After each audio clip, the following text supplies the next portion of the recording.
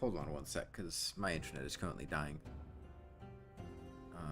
It doesn't seem to be handling the stream very well at all.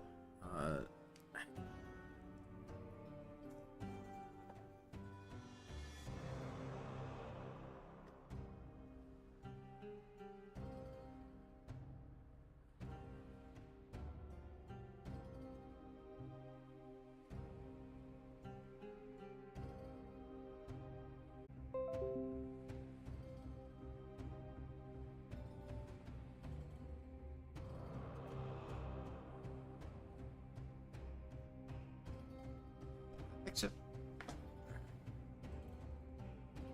I think that fixed it. Still not really. Hey, Inferno Fork. I am going to...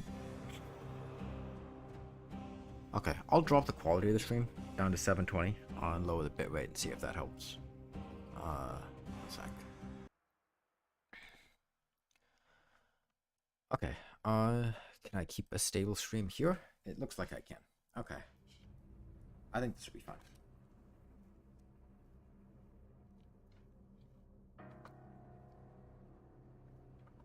Okay, hey PWOWQ. Okay, so back to chipping away at the Moonlord.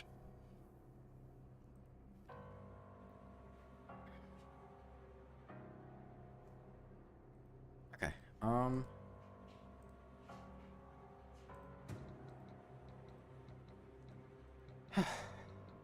I left off just after triggering his leech. I was on the left-hand side. Okay.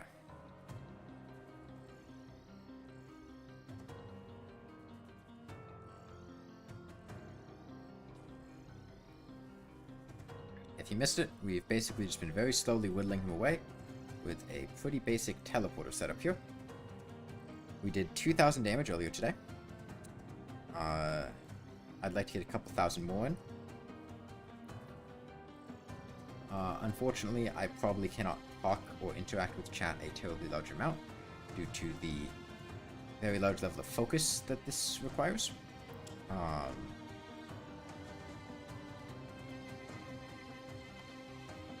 As a slight lapse in concentration could be disastrous and lose essentially all the progress that I've made. So this requires my pretty undivided attention.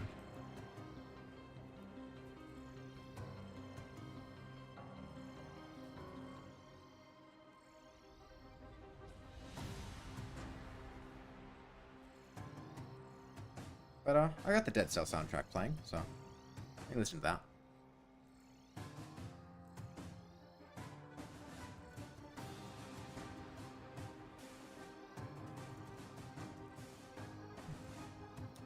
As soon as I finished streaming, I just went and laid down and took a nap for a couple hours, and then had some frozen pizza. The smell from like the rotted squash is mostly gone, so that's nice. It's a lot more pleasant existing, and that scent isn't all over the place.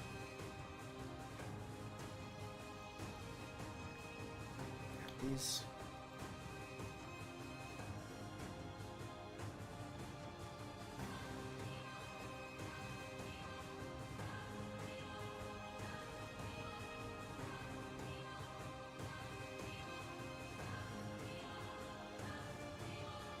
This is basically just an obscene endurance test, though.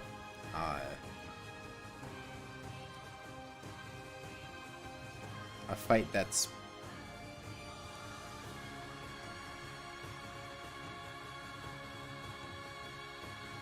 realistically probably going to take well over 100 hours. And in which I can't really slip up very much at all.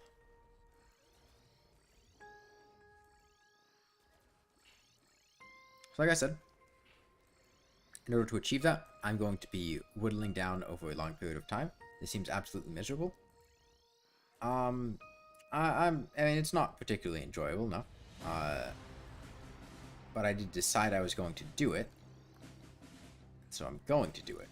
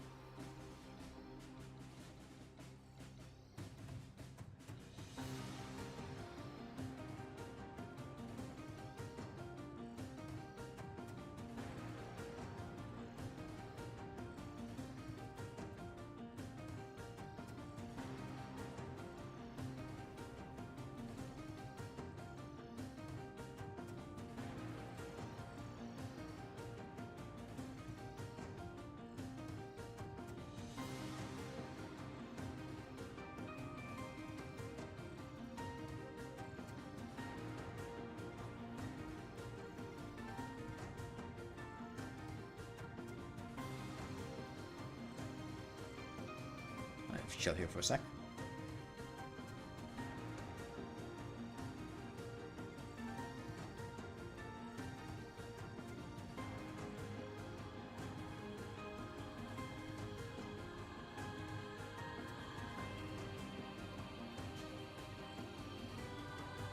For some reason I didn't teleport where I wanted to there. There was a slight delay, but it's fine.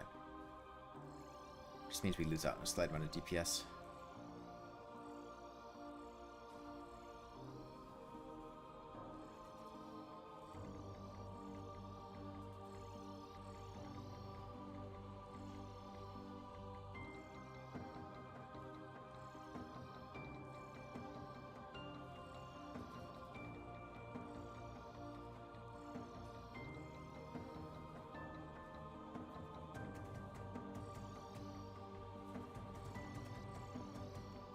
Time that a little bit. You know, saw the Lawnmower in action, so you assumed it wasn't too much worse than the Copper Short Sword? Oh no, it is drastically worse than the Copper Short Sword.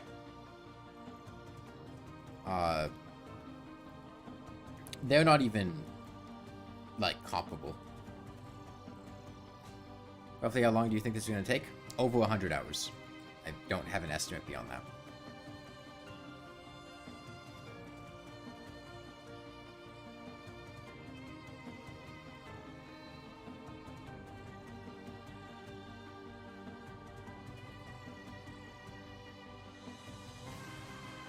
Like, this and the Copper Short Sword are leagues apart. Hey, Electric Essence. Well, I think it's night for me, but...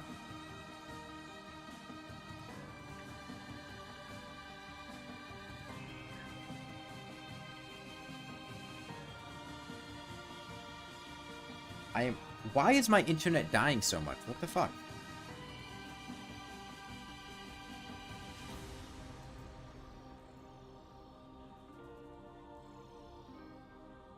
Why can it not handle a 720p stream at a reduced bitrate?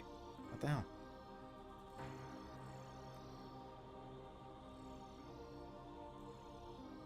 I checked to make sure my internet speed was fine before I started streaming.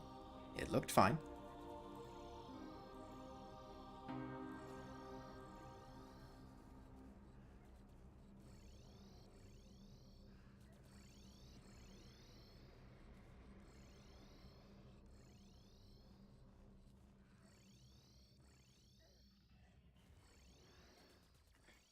Yeah, I would kill for a Copper Short Sword right now. Mobile internet cannot let you watch this comfortably. That's unfortunate. Alright, see ya.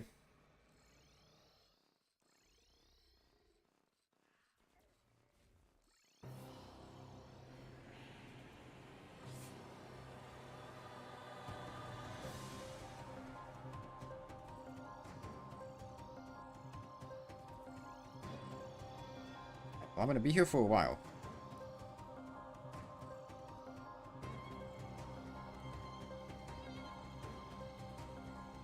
I hope to be done with this within 2 weeks.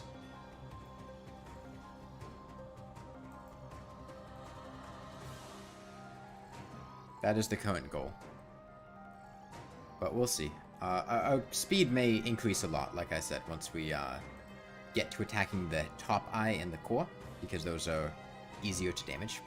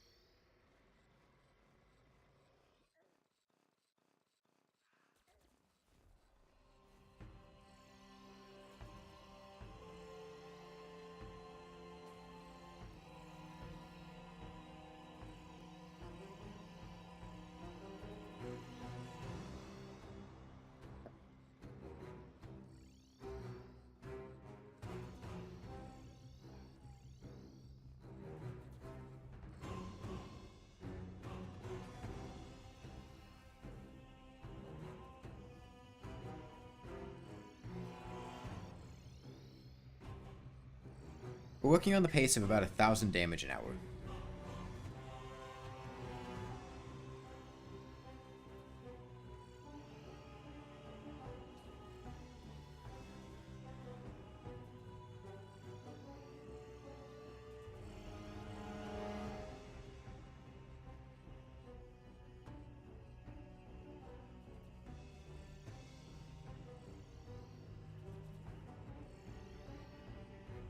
Besides Moonlord, was from the worst boss? Lunatic Cultist.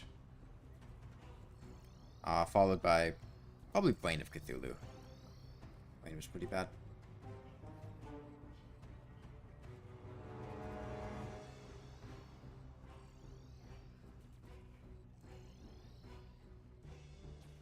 The Moonlord, the Cultist, and the Brain all required a rather large level of focus due to the very imminent dangers that would come if I made a slight mistake. With the Moonlord, the danger is that he either kills me or heals and resets on my progress, which is basically as bad as dying, if not worse. With the Cultist, the danger is that he will spawn a clone, which is very concerning. Well, not even a clone. He would spawn a dragon. The clone's not a problem. The dragon is the problem. Hey, Nesquik.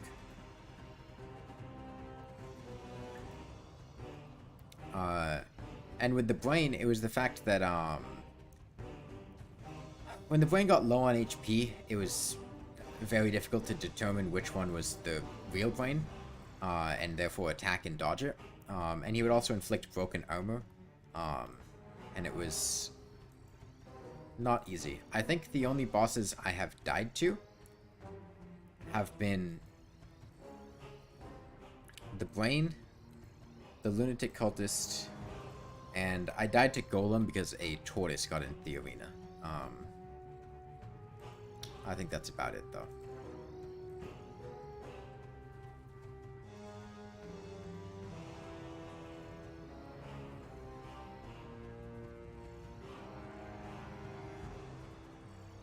Yeah, like I've said before, during the past stream and in the Discord server, I'm going to be streaming a lot. I want to try to wrap up the Moonlord as quickly as I can, and in order to do that, that is going to require me to stream a lot. I'm probably going to be streaming at very atypical times and hours. Early morning, late night, midday, normal stream time. Just trying to chip down damage to him whenever I can, because I can't stream for more than, you know, on the extreme end of things, maybe 4 or 5 hours at a time, before I just get too tired. And being tired is a very big issue, because I risk a lot more than not being able to deal damage. I risk both dying and him healing. And so I need to pay attention to make sure those things don't happen. So I can't be losing focus. And, you know, if I can only stream 4 or 5 hours at a time, okay, well, I want to stream probably at least 10 hours a day. If not more. To be able to finish this at a reasonable pace, because this is going to take a very long time. Hey, security droid. If I stream for 10 hours a day, I think I could get this done in 2 weeks. Alright, see you, Bismarck.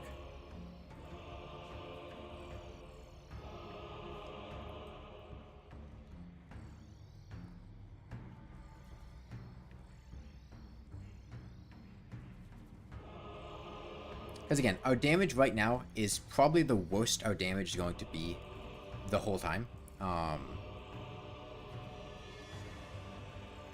As time progresses, we're going to start attacking his top eye and his core, which are in much more consistent locations compared to this hand. This hand moves all around the place. It is not easy to pin down to a particular location, and as a result, our abilities to hit it are, or our timing windows are very short, inconsistent, and annoying. However, once we get to his more stable hitboxes, we should be able to deal more damage to those more consistently. And so the time to deal damage to those should be less. And those are also the bulk of the Moonlord's HP. Is the top eye and the core. So once we move on to those, things should get a lot smoother.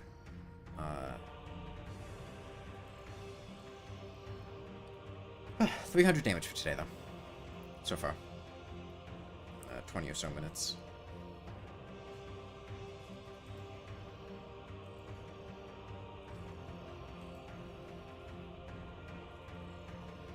Right now we're mostly dealing damage to the right hand, and we're occasionally doing some chip damage to the left hand.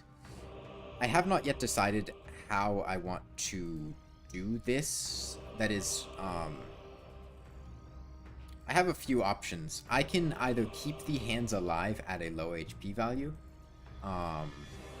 or kill them. That is the main decision to make. Hey, Jokey.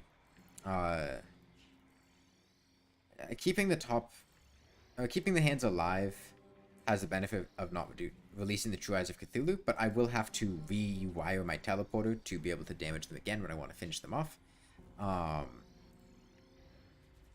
And it might be difficult to keep both of them low because I'm kind of hitting both of them. Now,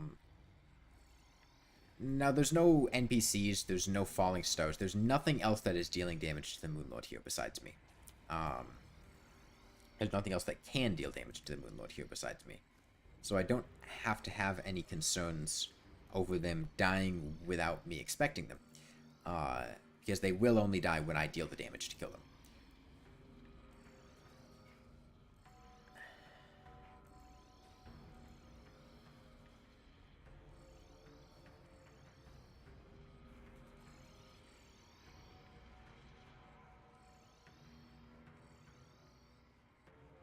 Yeah, as it might be abundantly obvious now, there is a reason nobody has seriously attempted to beat the game with a lawnmower before. That reason should be fairly evident if you are watching the stream right now.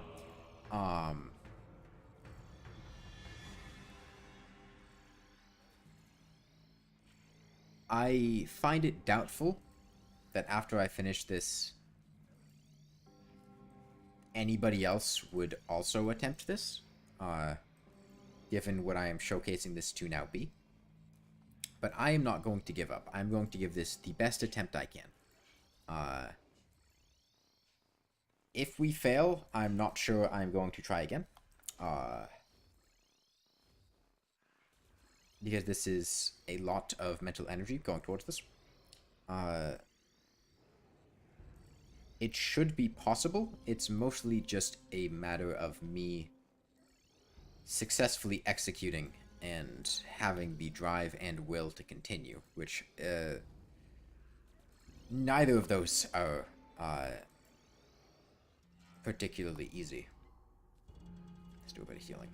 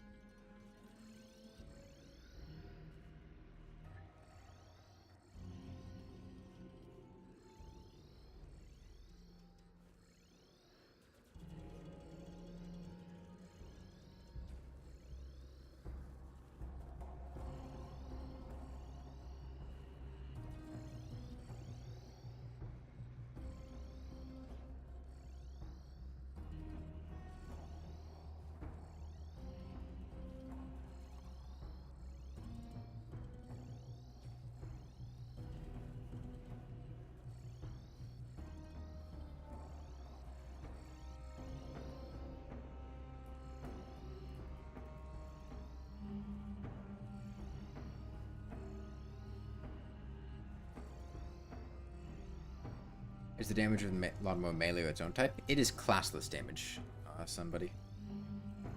It is not melee damage. You cannot influence the damage of the Lawnmower in any way. The best you can do is you can get a couple points of armor penetration by equipping a Sharptooth Necklace. The Sharpening Station does not affect it since it is not melee damage. And the Sharptooth Necklace is not enough to increase our damage whatsoever at this stage in the game. Classless damage cannot be improved in any way, nor can it critically hit.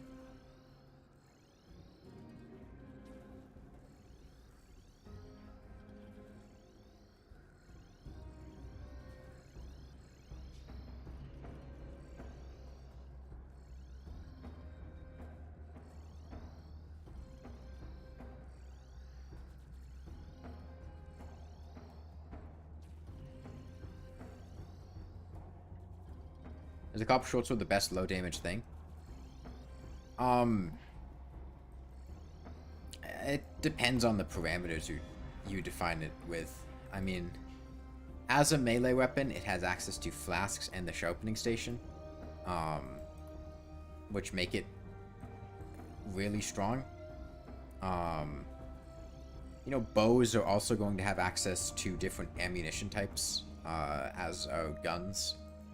Like a wooden bow could use like venom arrows, and that would probably be better than a copper short sword because you don't have to deal with the low range of it.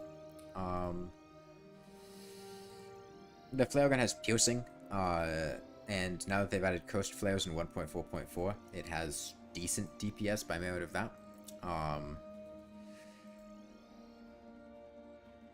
The copper short sword is genuinely good though. Like, it is a usable weapon at early stages of the game, and it can deal decent DPS.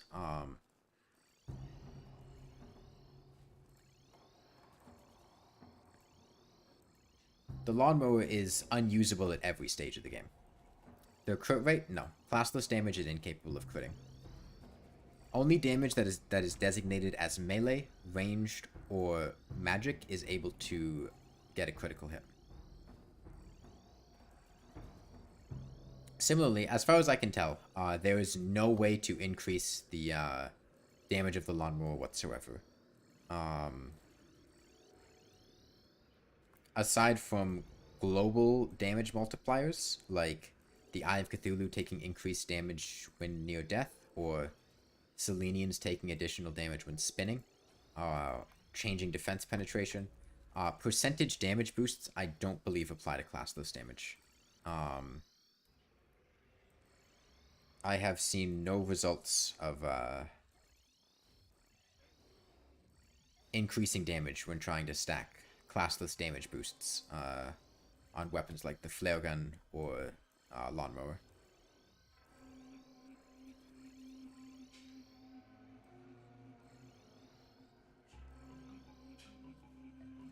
The main issue with the Lawnmower, though, which is not immediately apparent, and is the reason this is being so annoying, is that the Lawnmower does not, in 90% of circumstances, the Lawnmower will not have a hitbox. You need to explicitly be trying to maneuver in a specific way in order to cause the Lawnmower to have a hitbox to deal very little damage in the first place. It doesn't just deal very low damage. In order to have that hitbox, to deal damage in the first place, you have to be holding down a movement key and standing on the ground. If you are in the air even a tiny bit, the Lawnmower does not have a hitbox, it cannot deal damage. If you are not holding down the movement key and also attack, the Lawnmower cannot deal damage, it does not have a hitbox. Which is why we're not flying around dodging the Moonlord. We can't. We have to use teleporters to position ourselves, otherwise we can't deal damage. Because the Lawnmower just doesn't deal damage if you're not on the ground walking forward in a straight line. You can't even like run back and forth over things. You have to be going it when you walk backwards, it won't deal damage. It'll only be when you're walking forwards. Now, if you're walking up against a wall, like I'm doing for some of this, it still counts. It doesn't check if you're physically moving, it checks if you're holding down a movement key. So we can use things like these walls It'll be particularly relevant when we attack the top eye and the core, because we'll have a little, like, chamber to sit in. I'm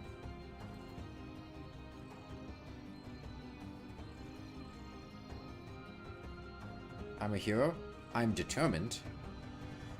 Whether that determination will last is a different thing, because we are, like, 1% of the way through the fight.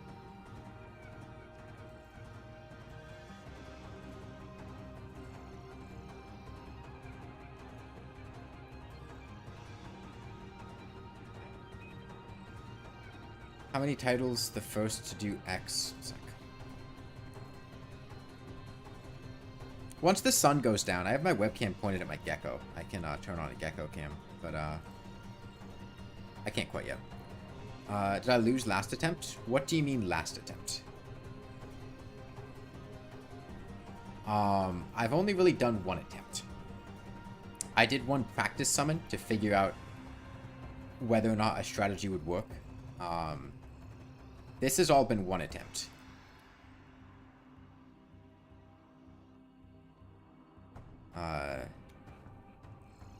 There was no last attempt.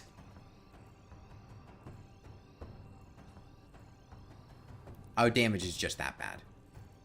How many, first to do X... intro to have after you eventually kill this boss with the lawnmower. I don't always know if what I do is the first, because I don't keep that much... I don't pay that much attention to what other people have done. So I don't, you know, strictly know whether or not people have done things. I think I can... To my knowledge, I'm the first person to beat Terraria with a dance pad, a copper short sword, a flare gun,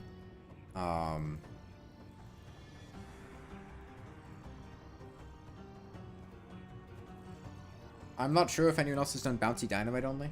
I wouldn't be surprised if they did. It's decently fun. I did do the first hardcore get fixed boy on legendary. Has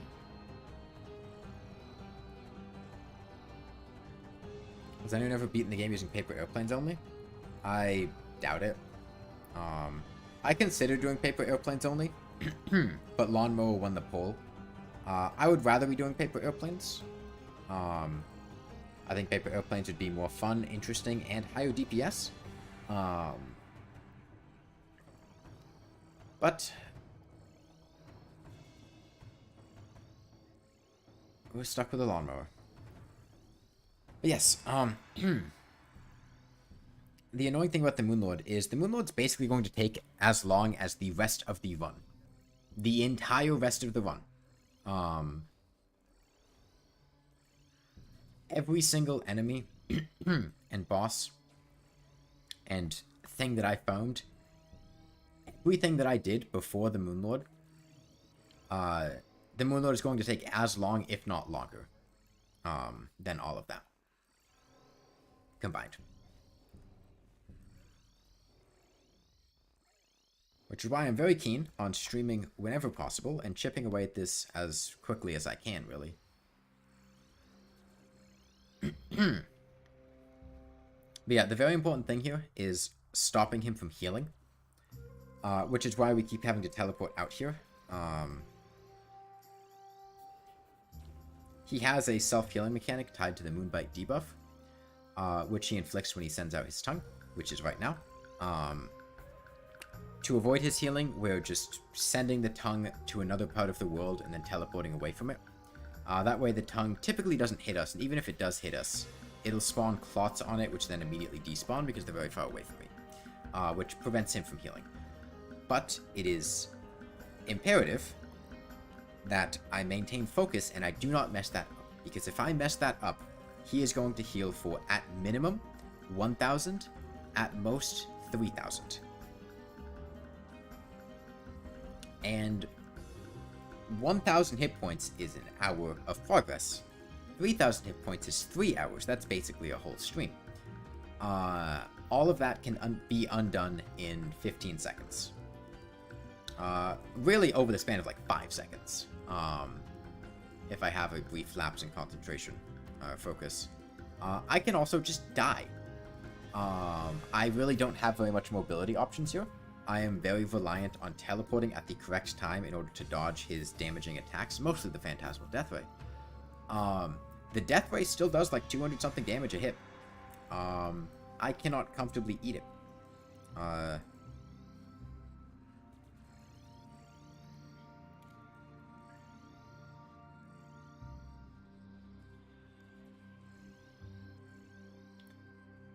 Yeah, as I've said at the beginning of this run, and several times during the Moonlord fight already, this is the last time I am ever going to do something like this. This is also basically the magnum opus of challenges like this. This is a pretty unparalleled undertaking. That is orders of magnitude more difficult than previous things I've attempted. And I'm never going to do something like this again. Hey, Ashley.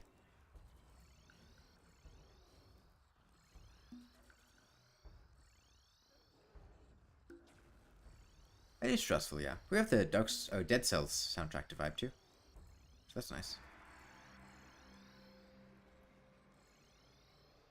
I want the sun to go down, because the problem is, there's glare coming in from my window. So I can't really turn on my webcam to point at my gecko, to have a gecko cam. I have to wait until that goes away. Otherwise you can't really see in the glass.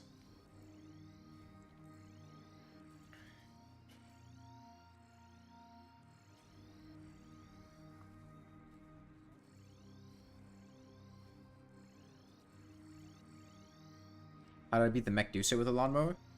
This is not Get Fixed Boy. This is Don't Dig Up. I did not kill Medusa.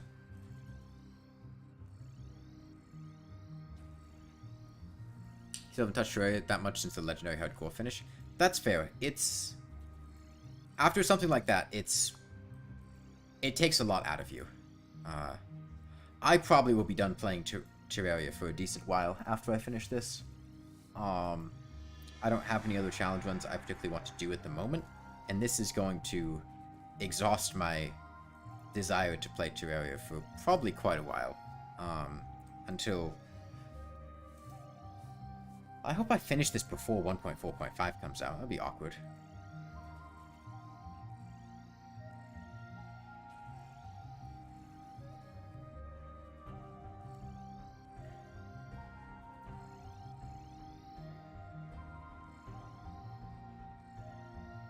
Yeah, the current pace, I mean,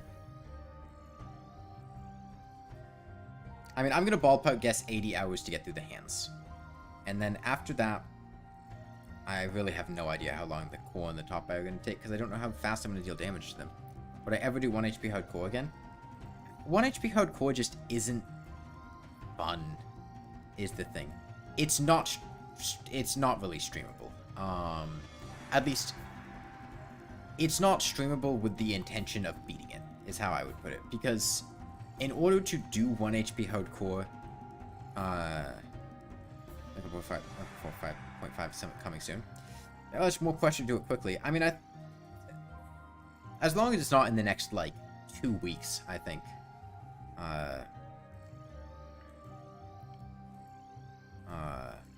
wouldn't mind it. But we'll see.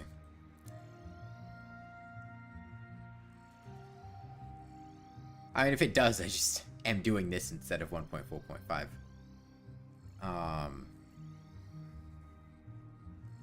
Although I could actually launch... Actually, no, I wouldn't be able to update the game with the game running. I was going to say I could launch a second instance of Terraria and then play that. Although I could install Terraria on, like, a hard drive. Yeah, on a different drive. And then plug that in, and then run the Terraria EXE off the drive, the updated version for 1.4.5, with this in the background.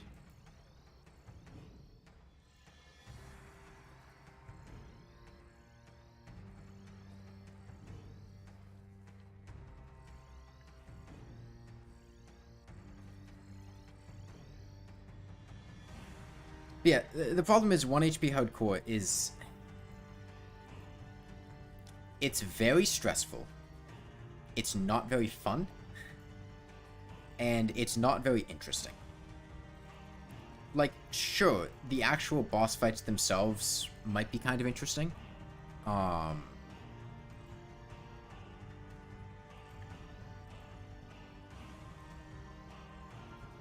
You know, seeing the exact setup of, oh, this is how you make a arena to fight Plantera, or, you know, Duke Fishron, the Moonlord, Empress of Light, whatever.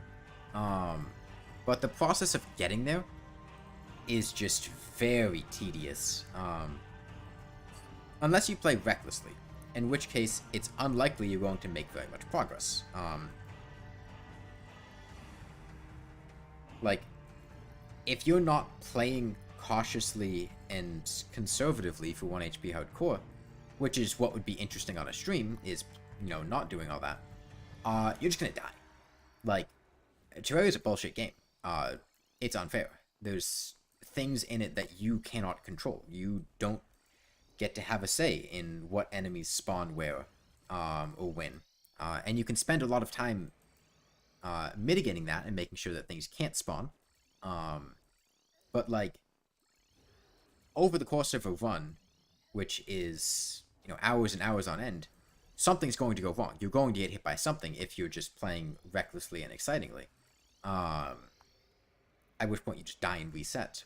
Or, you know, maybe you get lucky and make it all the way through, but realistically that would take just a very large number of attempts to, you know, get a situation where RNG doesn't fuck you over. Because genuinely, you can be sitting still. Anytime you're on crimson grass above the surface, you can just instantaneously die. There's a low chance you just instantly die. Because crimson grass can grow while you're standing on it. I had that happen when I was fighting one of the pillars. Same thing in the jungle. Oh, you're sitting near grass in the jungle? Cool. There's a low chance you just instantly die because grass grows on top of you.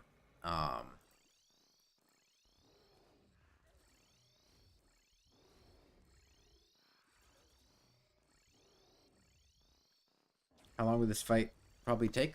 How do you counter the Moonlord healing? Well, I'm countering the healing by doing this.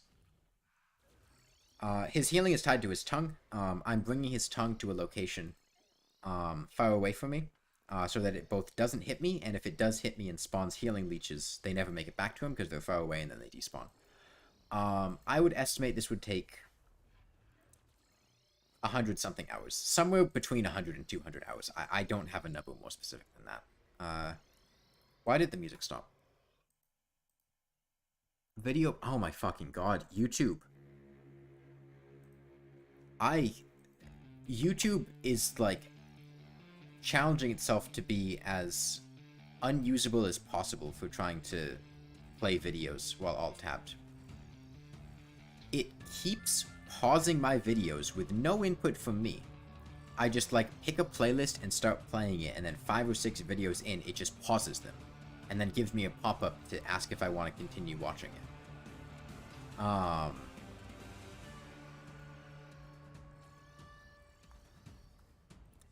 It is a long fight, yeah. This is a very, very, very difficult endurance test.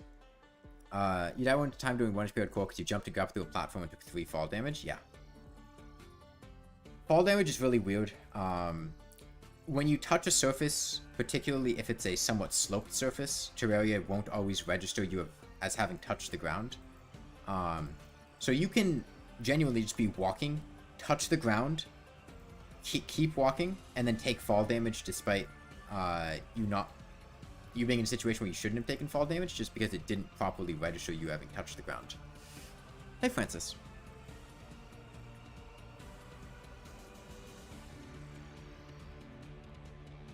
Okay, we've almost done 1,000 damage, though, this stream. Well, I'd say almost. We've done about 750. We're still a decent ways away from 1,000. I'm probably going to be streaming, like I said, intermittently, over the next, probably 2 weeks. This is my favorite video to make. I very much so enjoyed,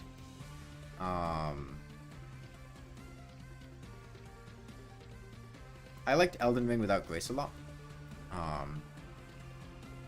You know, going back on it now, I would change it a lot. But I had a lot of fun with that editing process. How long is it probably going to take? I just need to, like, put a pinned message in chat or something. Probably like 100-something hours.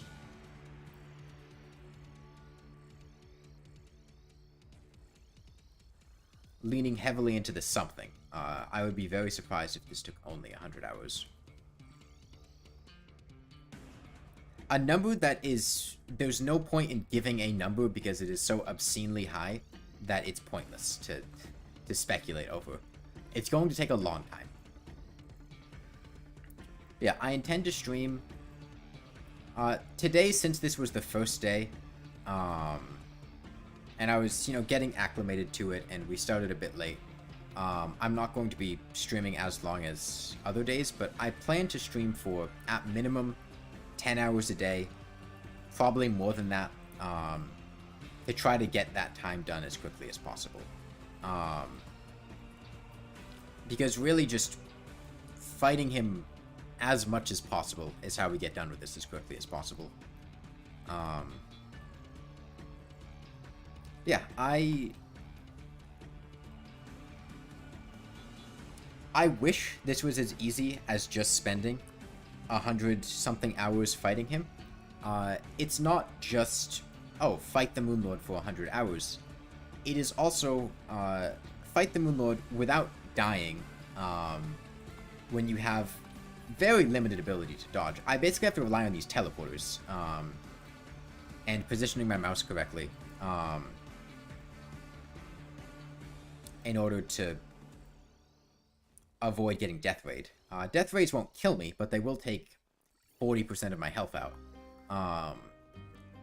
which is obviously not something I want, and I cannot do that consistently. I have to make sure that I survive that. I can't really do anything to dodge these eyes. They're just going to hit me. I just have to be tanky enough to survive them and have enough sustain and regen. I have a very tanky build. I have 130 defense, which isn't... I opted to take the Shiny Stone instead of another pair of Flesh Knuckles and the Reign of Confusion. I could have considerably more defense right now. Another 12 points. No, 14 points. But I thought those were better. Yeah, I have to survive, and I also, more importantly, for those of you uninitiated, the Moonlord has a self-healing mechanic in which he, every 15, it's on a 15-second cooldown in Phase 1. In Phase 2, it's on a 5-second cooldown, where he sends out his tongue. If it connects with you, you get the Moonbite debuff, and if you have the Moonbite debuff while his tongue is out, he will send out healing leeches, which fly back to him. They have 400 HP. If they reach him, you have about 2 to 3 seconds to kill them. If they reach him, they will heal him for 1,000 each. He can spawn as many as 3 in one burst of sending his tongue out. Alright, see you, David. And the really difficult thing is ensuring that I simultaneously do not die and do not allow him to heal at all, while also managing to deal damage at a, I wouldn't say reasonable rate, because I don't think anything about this is remotely reasonable, but while managing to deal damage and chip him down. I basically cannot make any mistake at all, ever. Well, I can make mistakes like that, having the Phantasmal Death Ray hit me, but I can't make mistakes regarding his healing, because if what I'm doing is not perfectly consistent, I will make no progress whatsoever. If I make one mistake an hour, that is enough to make it completely impossible to make any progress. If I make one mistake every 3 hours, it's entirely possible that would be enough to nullify my progress. How do I have that much focus? I spent all my level up points on willpower.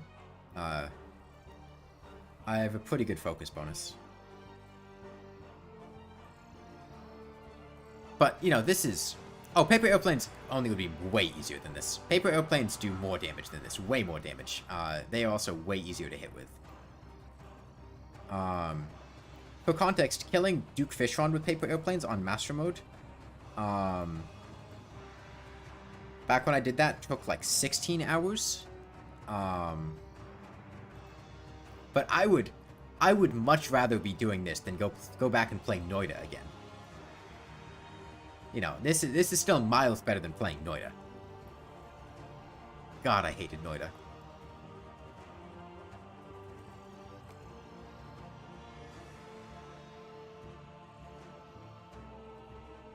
Yeah, if you missed it, I played a bunch of new games over the Steam Summer Sale.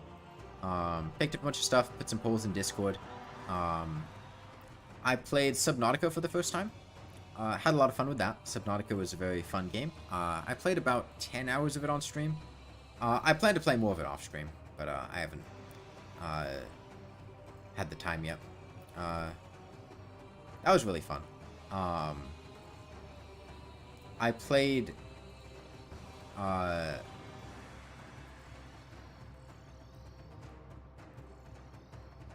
finished Darkest Dungeon. I didn't finish it on stream, but my first playthrough was like 70 hours. It was a lot of fun to finally finish that. I played... What else did I play?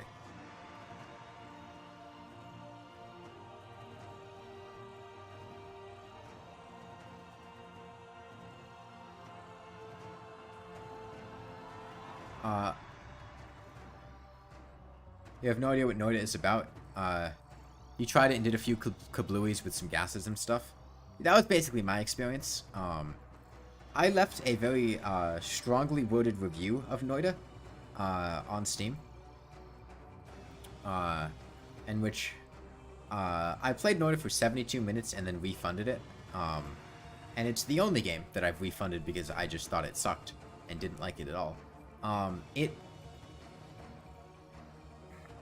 For a game made in 2020, it is shockingly like unfriendly to people trying to learn it.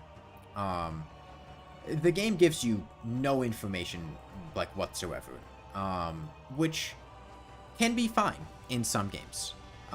You know, something like Rain World, which Rain World actually recognized that it was a problem that they gave no information whatsoever, and they updated tutorials and things into the DLC update, the remix update, so that people actually knew what was going on with the game, because that makes it more fun a lot of the times. But in Rain World, like, it fits with the vibe. You are a creature. You know, you're in a strange world. It's atmospheric not having that. Whereas in Nordic, you're just some guy. Like, you can read, you can talk to people.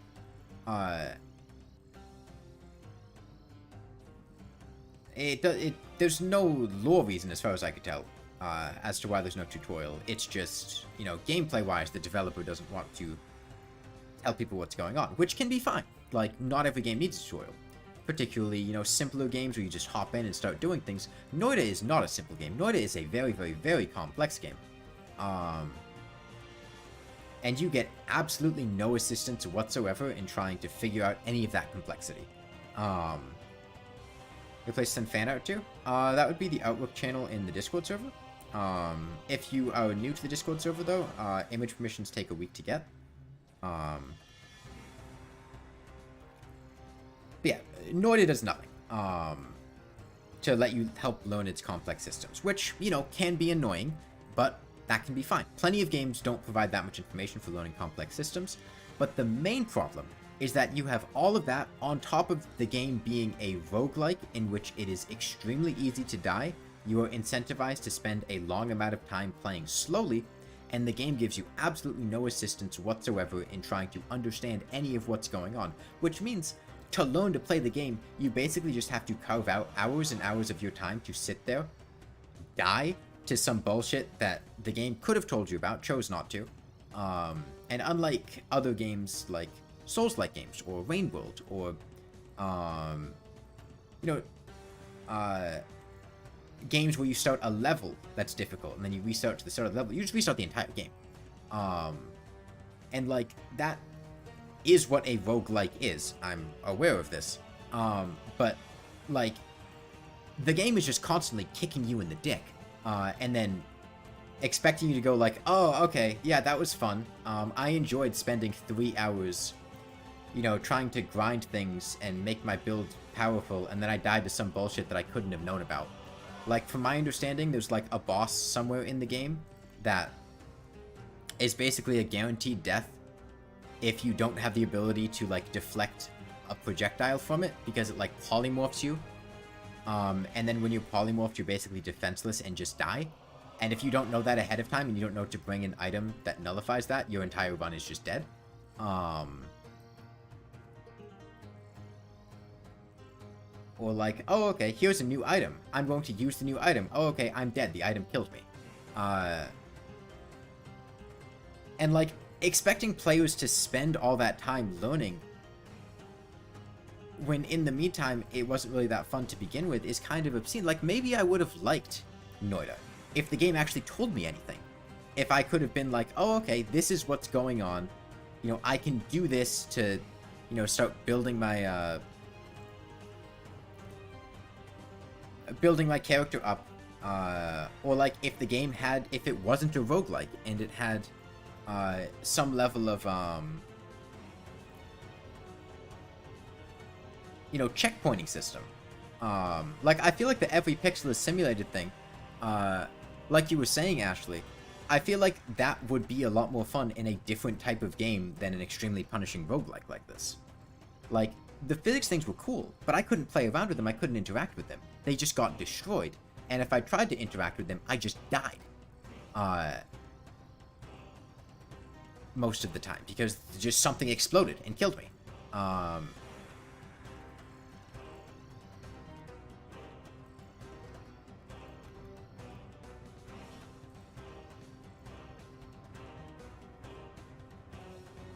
Like, I don't know, it's just like, so many of the issues with the game were just the fact that it was so difficult to get into and so unfriendly to new players. Like, pretty much everyone I talked to about it said something to the effect of, oh yeah, I really didn't like the game at first. I hated the game at first. I was really difficult to get into. That's a problem. Like, why make the game difficult to get into? Perhaps to make it popular through YouTube?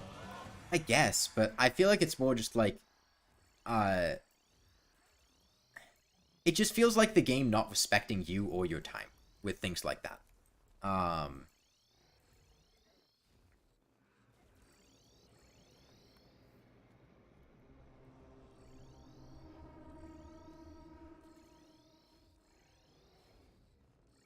Like, why doesn't the game tell me something as simple as, like,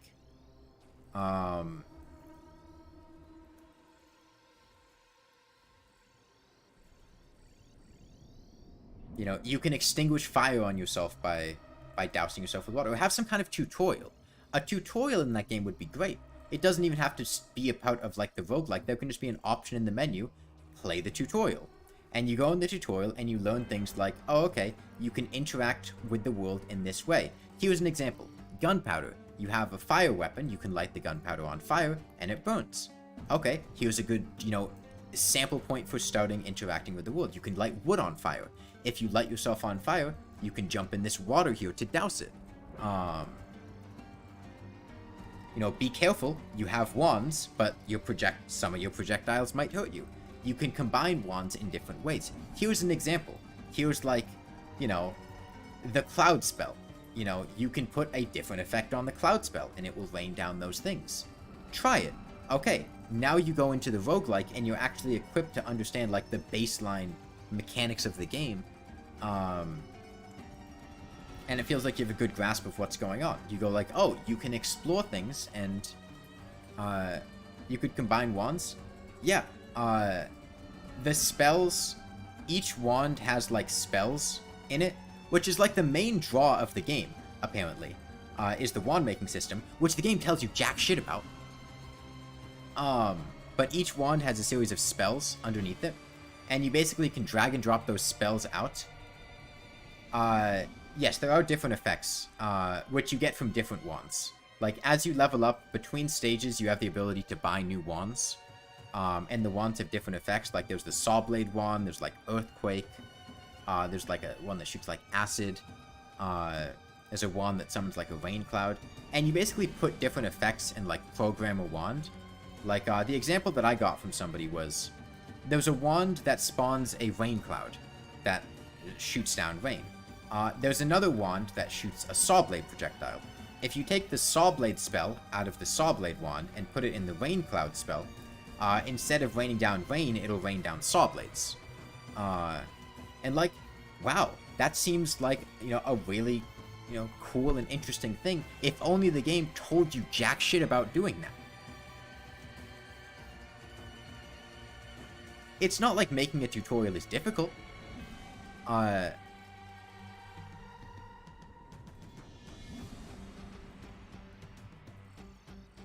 You don't have to tell people even that much about wand making, but just the fact that wand making exists is a pretty big thing to, like, clue the player in on.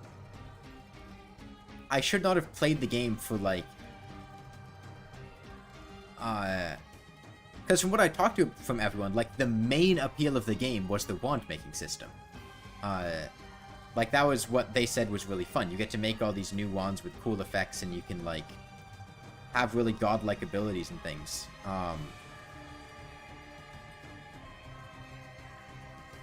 Somebody made a comparison to me, like, oh, you can't, like, complain about Noida not telling, the player about things, because that's just what the game is like, right? Like, you can't get mad at a racing game because you drive in it.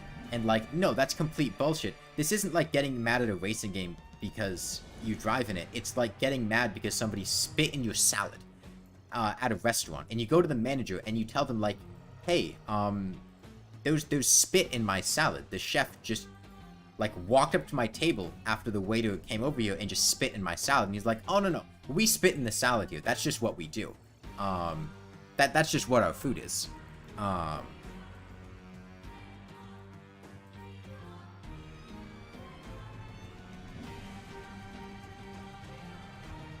Oh, you don't like people spitting in your salad?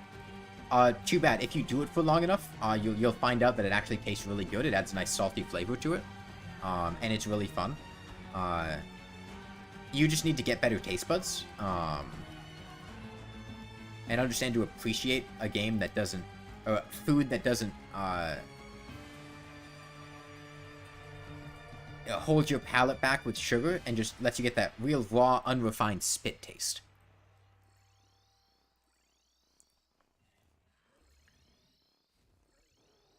Yeah, also, like, I don't think... the things that I like in games, I don't think it was very likely I would have liked Noida that much anyway. Even if I had a good grasp of the system, it's a game that I probably would have played a bit and then not liked that much, like Pizza Tower. Where Pizza Tower, I just, you know, I didn't really like the mechanics that much. And I feel like Noida would have been similar. But I wouldn't have had, you know, I probably would have kept Noida in my library. I might have played around with it a little bit. I've tried replaying Pizza Tower a couple times, but it never really vibed with me. It was just very headache-inducing and chaotic and everything.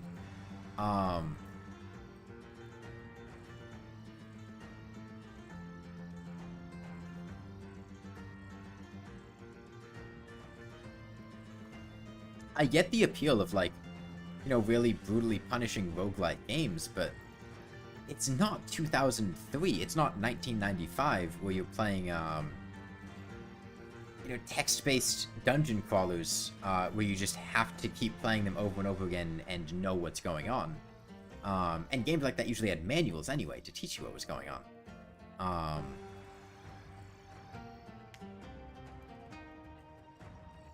And you also usually didn't have good access to other games because the game market was very different back then.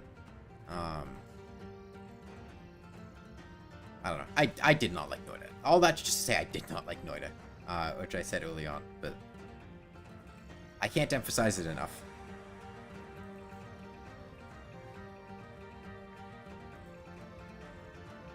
I also played... what else did I play? Oh, I got Risk of Rain 2. I bought Risk of Rain 2 after we played Noida for 72 minutes, and then I went, God, I don't like this at all. I want to play something else. And then I just bought Risk of Rain 2 and refunded Noida. And played Risk of Rain 2 instead. And Risk of Rain 2 was fun, but it was kind of iffy. I felt very purposeless and aimless in Risk of Rain 2. And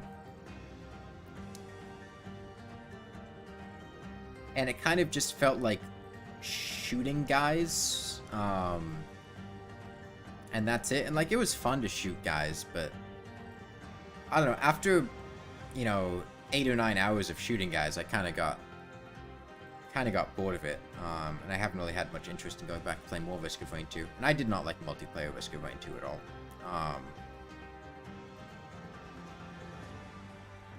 I played Dead Cells. I like Dead Cells a lot. Dead Cells was really fun.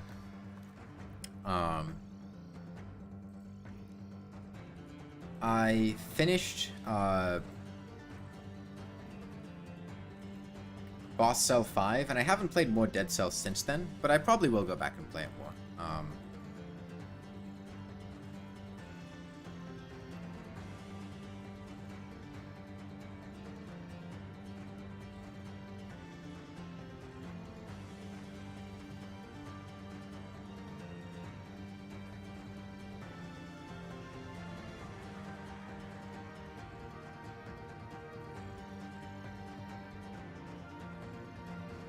Okay, we are 1100 damage down for this stream.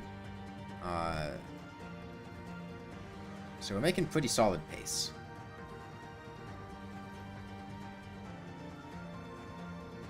Okay, I think it's time. Hold on.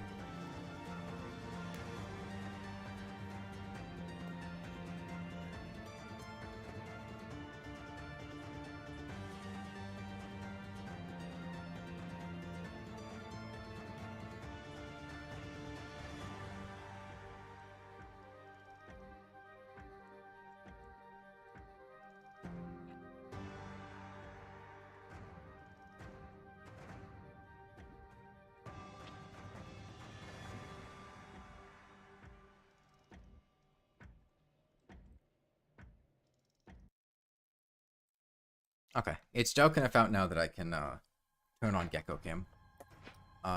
She's currently... I think you can see her head. Yeah, she's that little... I don't know how to point it out.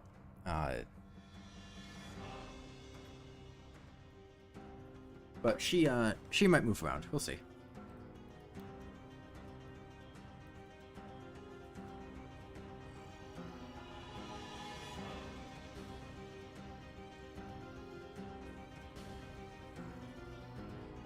Oh, great. The glare on the glass when the Moonlord teleports. I didn't notice that part.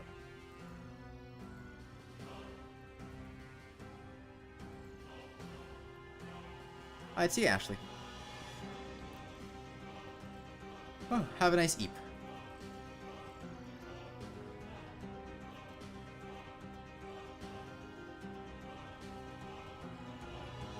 Filled with determination. I would rather be filled with lasagna. I'm kind of hungry.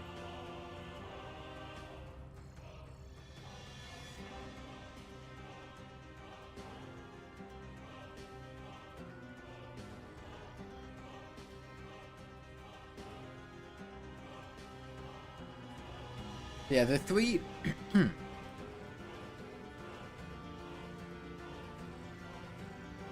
This fight is really... It's kind of difficult to go into, the specifics of why, but to attempt to explain it. It's basically a challenge on every front that I could think of.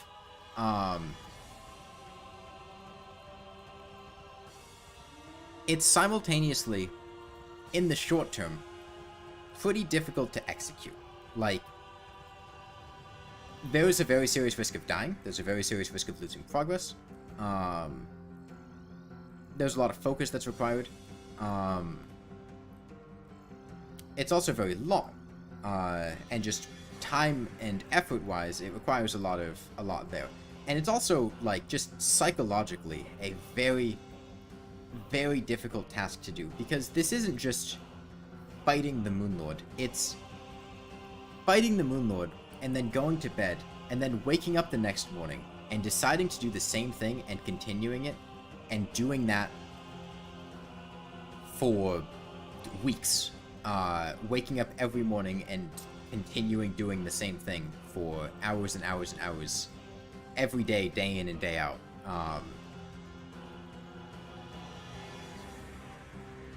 Which is not easy to find the determination to do. Even starting this in the first place was not easy.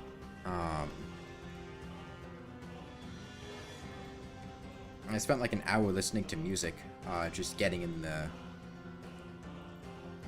the hype mood to begin.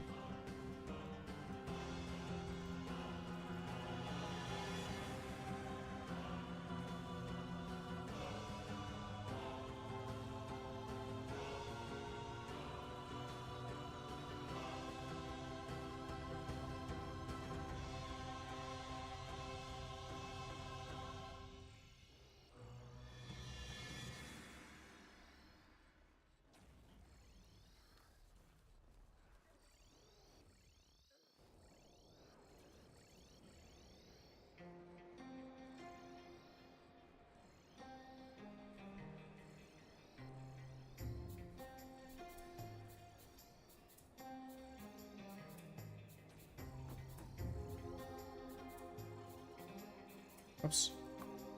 Got clipped by the end of the laser there.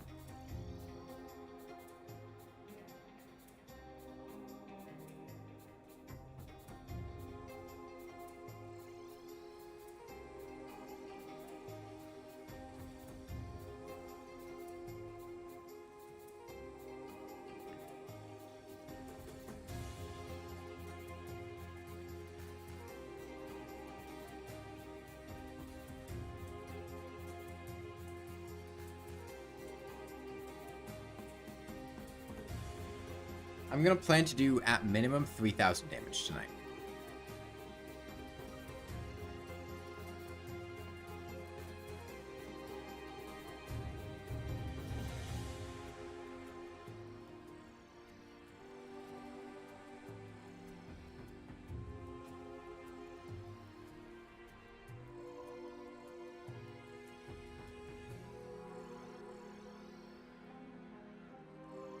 And we're currently 1,200 down, so... Have I let him heal by accident? Not really. Letting him heal by accident would be a massive disaster, Chimi. Because that would erase somewhere between 1 and 3 hours of progress. So I am putting in a very large amount of effort to ensure that that doesn't happen. He did heal when I was beginning the fight and learning exactly how to do things. He did heal a couple times. But, you know, this was him healing 40, 50, at most a couple hundred HP. Nothing significant. Since we've actually started putting a dent in his health bar, he is not healed.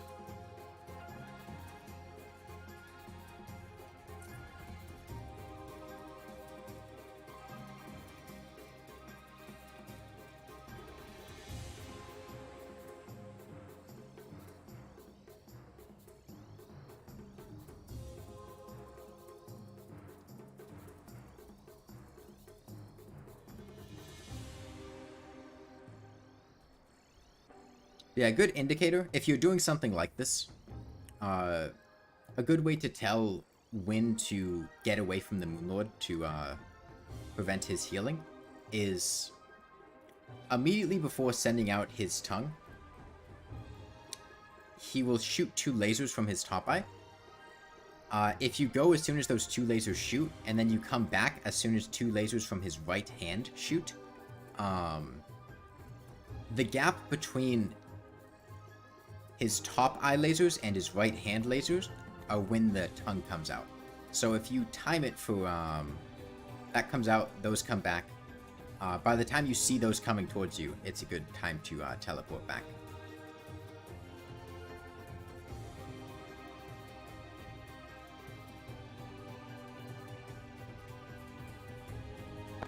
Oops. Not my mic though.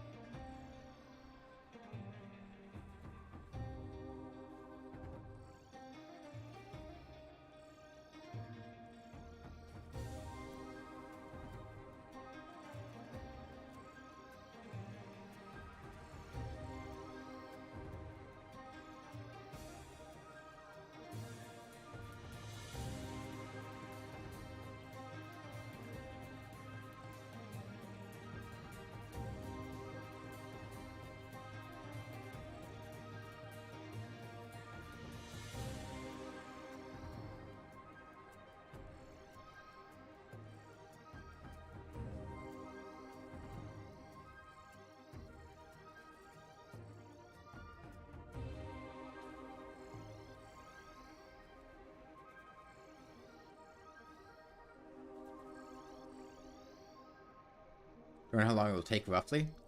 No. At least 100 hours. Beyond that, I don't know.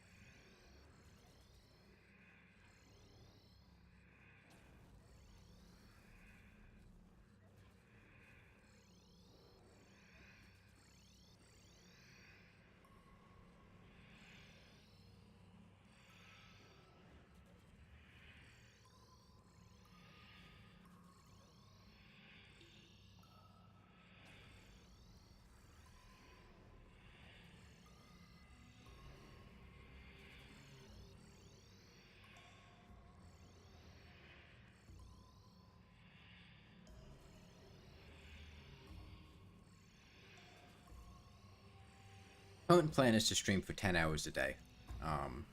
Staggered between different streams until we, kill him.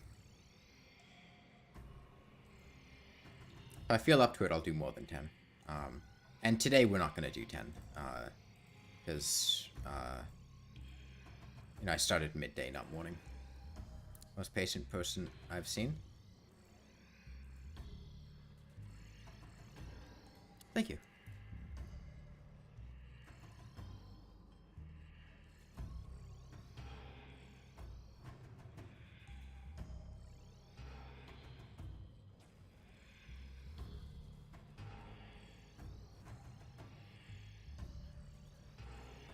What's one of the benefits that comes from being an immortal being that doesn't sense the passage of time?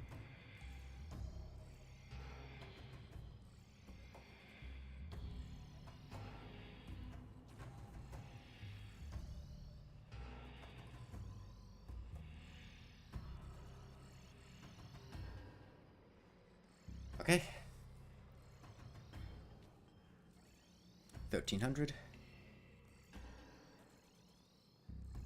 There was a bunny there. Huh. That's odd.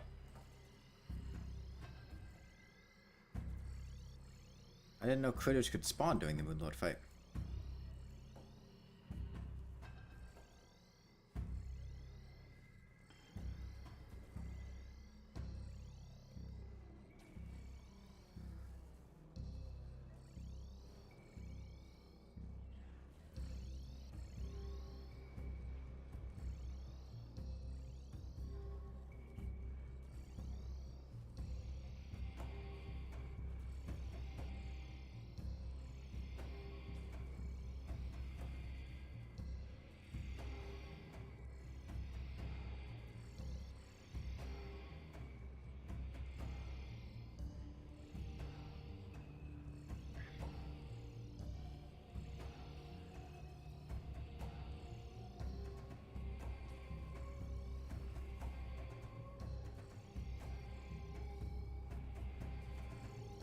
Yeah, there's no chance we'd be able to do anything like, you know, the HP Lovecraft readings or watching videos together while doing this. It requires too much focus. I can't divert my attention for something like that. Reading chat is already difficult enough.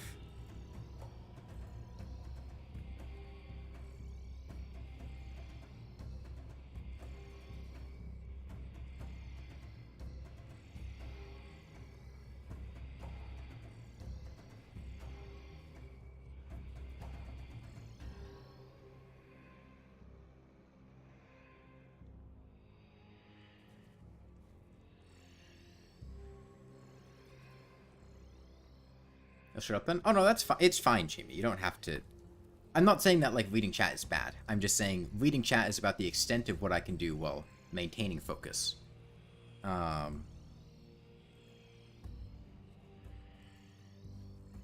If reading chat was a problem, I would not be reading chat. But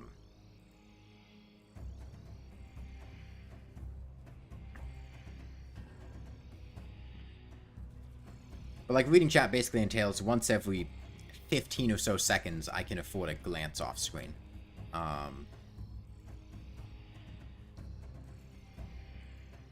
You know, something like reading a book or you know, watching a video is way too much of a distraction.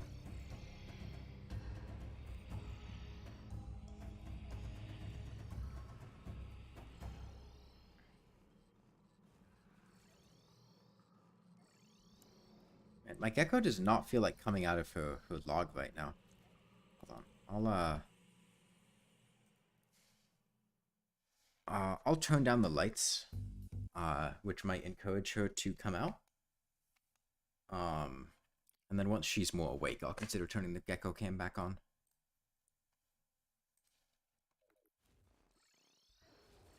Where? Okay, there. Bad time to pause in the cycle.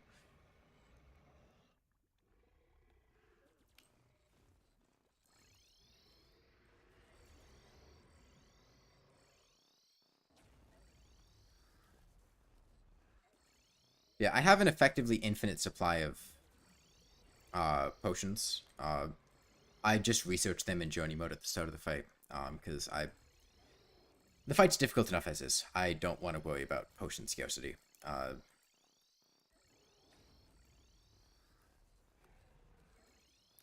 So no issues there.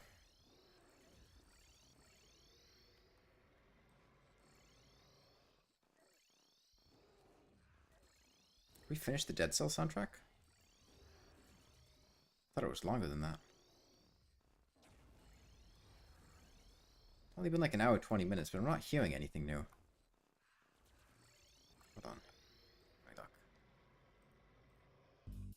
on. No, the game just decided to pause for the... Oh my fucking god, YouTube.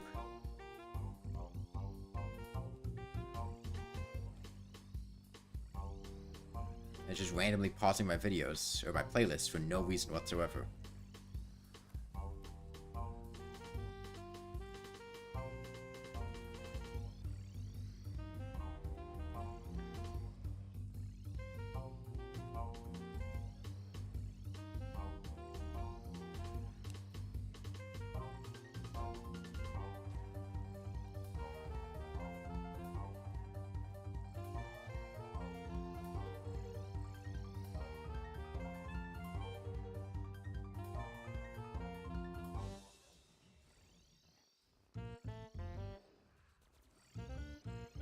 Oops, that was the wrong teleporter. I don't recognize this track. It said this is a track from the bank's elevator, but I don't recognize this elevator song. Maybe it changes in one of the DLCs or something.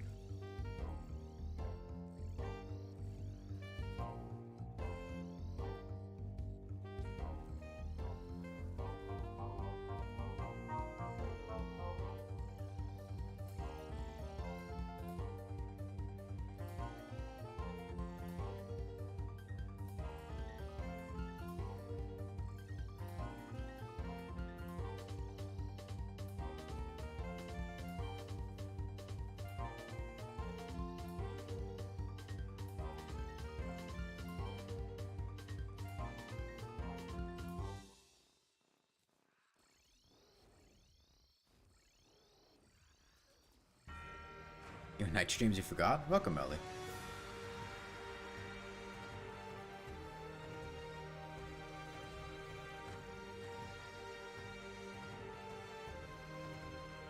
I mean, I'm probably doing night, morning, and day streams.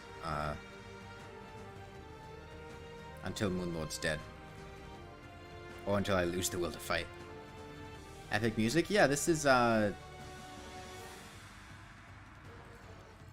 which part of Dead Cells? Is this Hand of the King?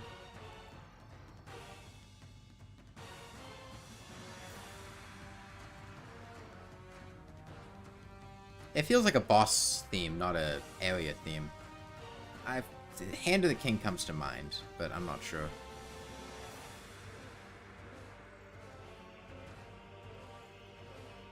It's Giant?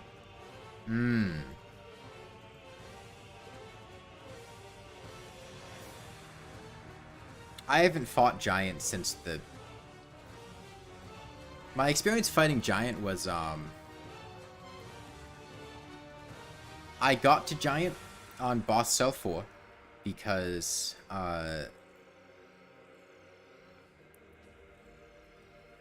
killed Hand of the King in Boss Cell 4, and then, I got the letter that was like, psych, you don't get your 5th Boss Cell. Go find out what happened to the Giant Skeleton. And I found the Giant, and I was like, damn, Giant immune to freezing, my ice crossbow doesn't work. Fuck. I've been using the ice crossbow a lot. Okay. And then I went into the practice arena, and I practiced a bunch using just parries and the flint. And then I just walked up to him in my next Boss Cell 4 run that made it to him. I no-hit him with the flint and parries, and then I have not fought him since. He's not really that difficult with parries. He's really weak to parrying. But when I was trying to do Boss Cell 5, I didn't want to add the additional difficulty of having to go to Giant. Because that just felt like making the run a lot more difficult. But I finished Boss Cell 5, so I might go back to doing the routes with the more difficult bosses now.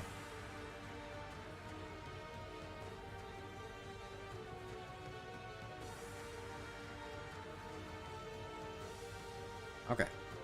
Dead Cells on keyboard or controller, what do y'all think? I play on controller, and I like it quite a lot. The only thing that I don't... The main grievance that I have with Dead Cells, the main thing that I don't like about it, is that, I think, what are they, contact-sensitive controls? Is that what they're called? I think that's what Nuzzle calls them, my friend. Essentially, the fact that the same button press will do different things depending on what you're doing. Namely, the fact that, like, mantling over ledges, auto-grabbing things, stuff like that.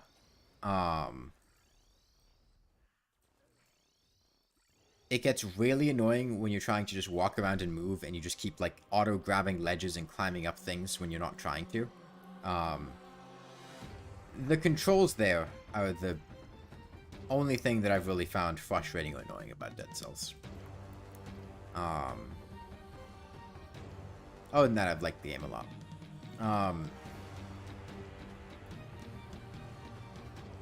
There is also just... One of the other things that I've just found, it's not bad about Dead Cells, but it causes me to gravitate towards playing a particular way, is the fact that there is just an obscene amount of content in the game, particularly in terms of the weapons that you have available to you. And it's weird because I usually want to try to, like, master one weapon or get, you know, familiar with how one weapon, its attack cycles, the timings of it, the damage it does, what I can and can't pull off with it. And that feels weird because there are just so many items, and, like, I want to use different ones, but, like, every time I try to, I end up getting fucked up by something small, like, it doesn't stun enemies the same way. The attack's timings are a bit different. You can and can't do it between this attack. You know, the range on it's different. It has a really long wind-up before you hit for the first time.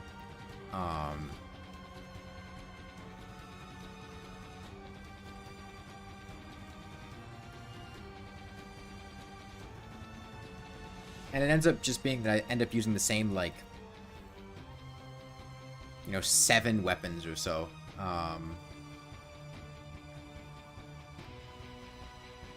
And just seeking them out whenever possible, which ends up giving the game the same kind of repetitive feeling. And I don't want to do that, but then it's difficult to use other weapons just because getting used to something different is hard.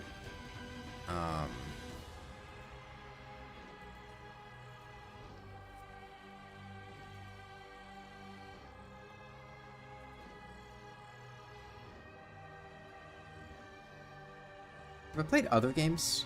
Oh, I played Ori. Ori and the Blind Forest for the first time. That was fun. I enjoyed that game a lot. I talked about this when I was playing it. I did feel that the combat in Ori felt very out of place.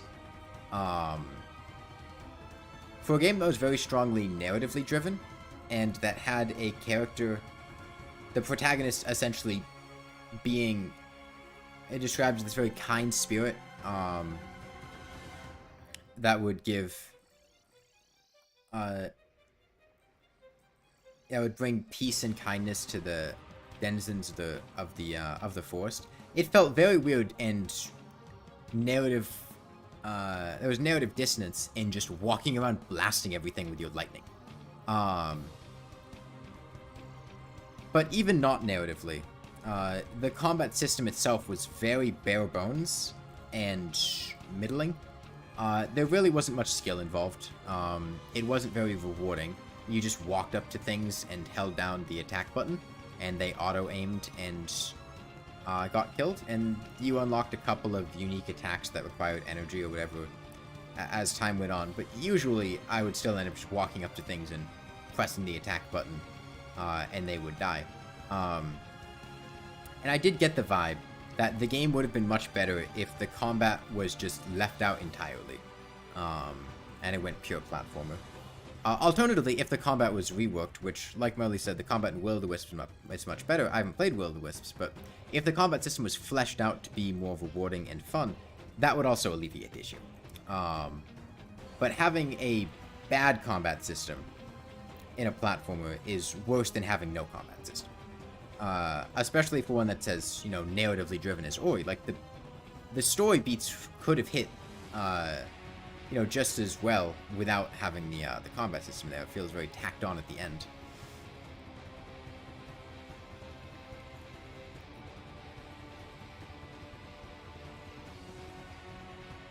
Oh. Did I play any other games? I'm trying to think. I don't remember playing anything else.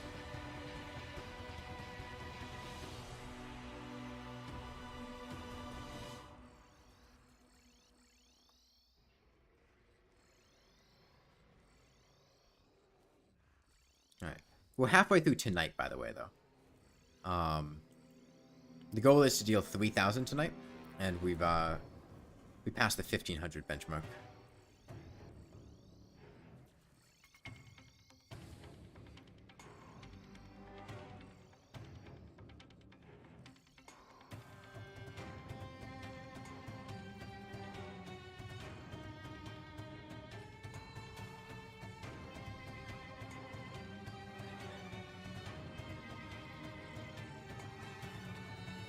Yeah, I'll have to think of what I'm going to primarily stream after we finish the middle of the Lawnmower. Huh. I'll probably keep mention playing Risk of Rain Returns when it comes out. I I wasn't really that much of a fan of Risk of Rain 2, I'm gonna be honest.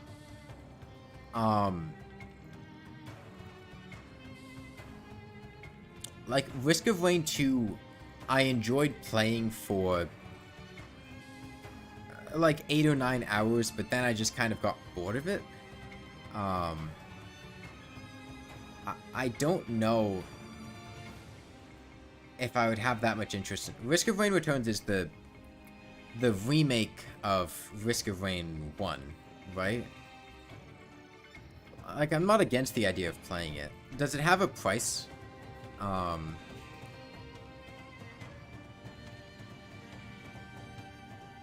Yeah. Depending on how expensive it is, that would probably determine whether or not I'd be interested in playing it.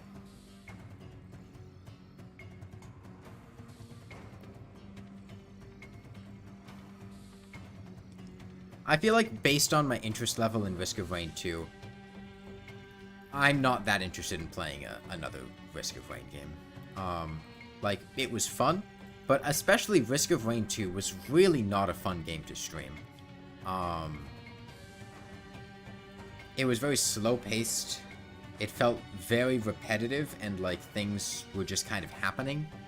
Somewhere around $25. Maybe if it was on sale. I would not pay sticker price.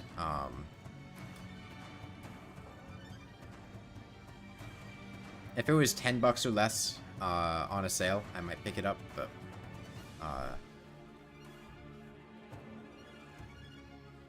I just...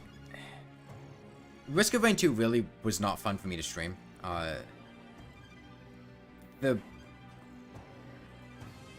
Despite the fact that it was, you know, walking around shooting things, it felt very uneventful.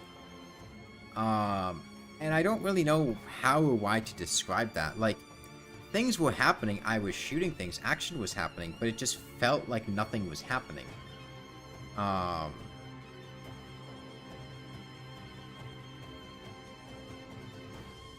There was this weird, like, feeling of being removed from the action that I was getting. I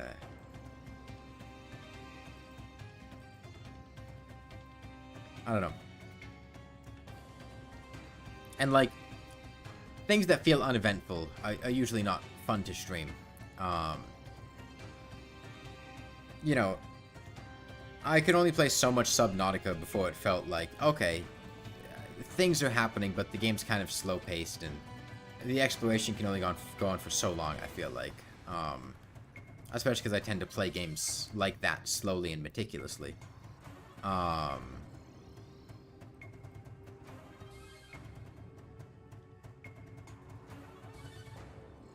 Even playing Dead Cells, like, after I streamed it for, like, 2 streams, I was at the point of, like, okay, I feel like it's too repetitive for me to keep streaming. I don't have that much interest in continuing to do this as I've been doing it.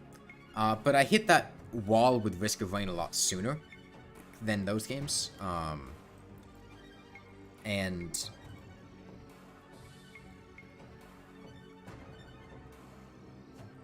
I've tried playing Risk of Rain 2 more off-stream, but I very quickly lost interest at the beginning of runs and just stopped playing.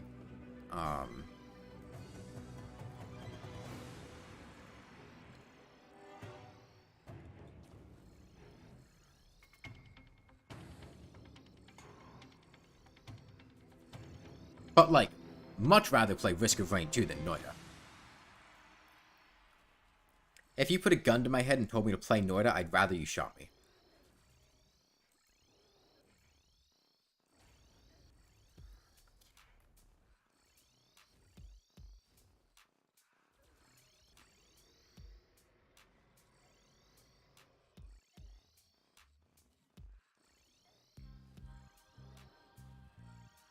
me see. Is my gecko out yet? She is. Okay.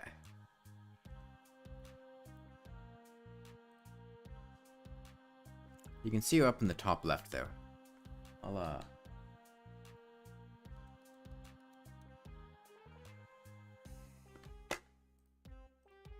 She's active in the pink light, which is why I have the pink lighting out. If I had actual lighting out, she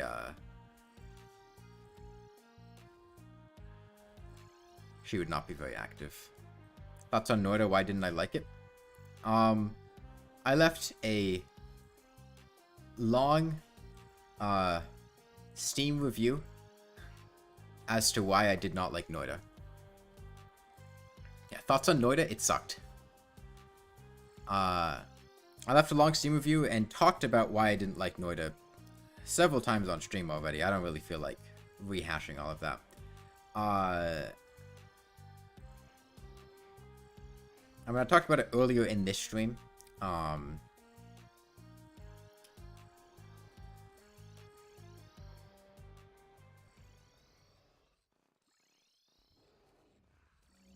I'm sure if you rewinded and looked at chat for points when we talked about Noida, you could find when it was. You could also read the Steam review that I left. The Steam review was a bit nicer, though.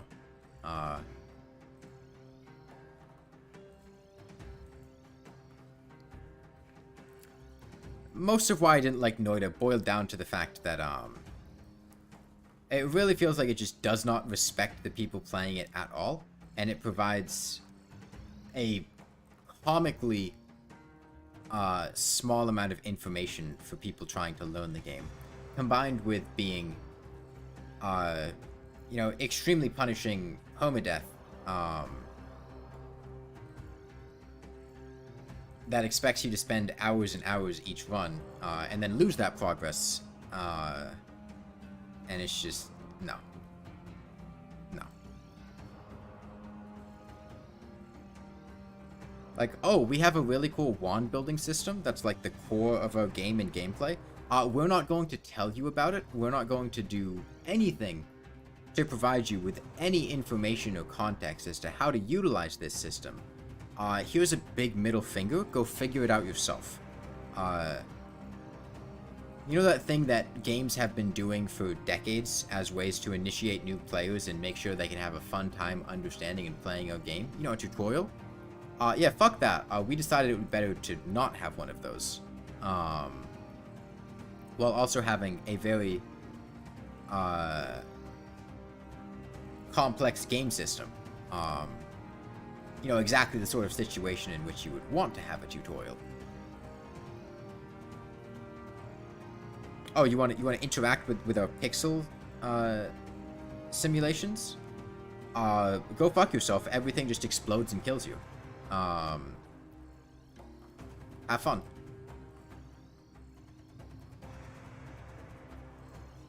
Yeah, but if you spend like 20 or 30 hours learning all of that, then the game gets good, and it gets fun. You know, just waste all of your time, having a miserable time so that eventually you can have fun. Why would you not just design your game so that I could have fun from the beginning? Why?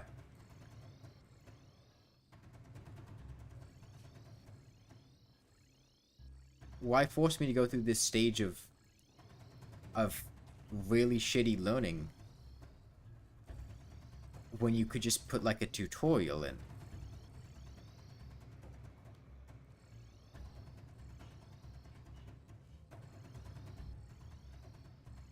Oh, you wanted something resembling a story, or like some kind of plot hook, or anything to make you finish the game and then go, damn, I want to keep playing, I want to learn more, I want to uncover what's going on, I want to beat this. Yeah, go fuck yourself. There's nothing. You know, you could put like a sign at the beginning. You could put a pop-up that just says, hey, you're trying to do this. You could put an NPC that talks to you. No, there's nothing. You have no I uncovered no information whatsoever about who I was, where I was, what I was supposed to be doing, why I was doing it. Nothing.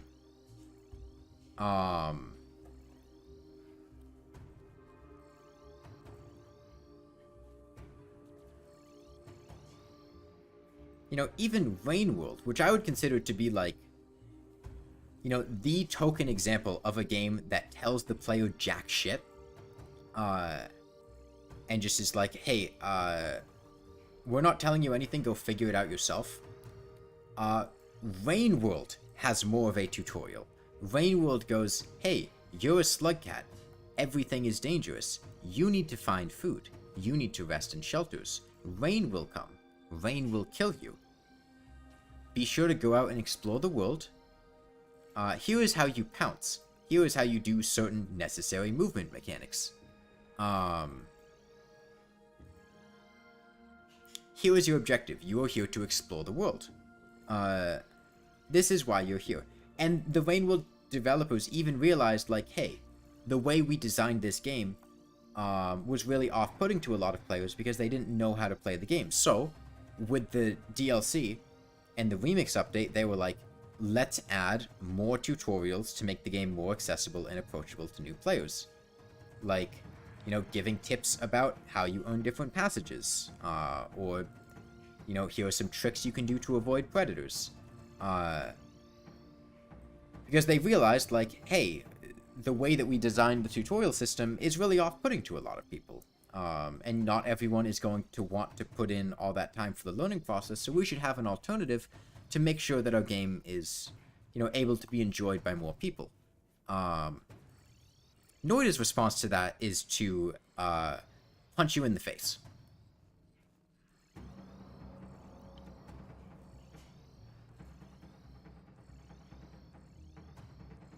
And it makes sense in Rainworld. There's a reason that the game doesn't tell you anything. Like, it's a very atmosphere-driven game. The lack of anything except, you know, the world itself is very purposeful and deliberate. And the tutorial things do feel out of place, but I'm glad they were added in the remix update for players that, you know, don't know how to play. Because I know a lot of people who wanted to play Rainworld but were really put off by the fact that, you know, it was really difficult. The game didn't provide you any information. It was confusing. They got lost. Things like that. I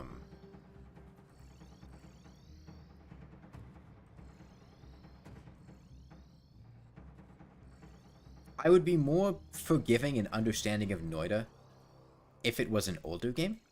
Like, if Noida was from, like, 2012. Or, you know, hell, even older than that.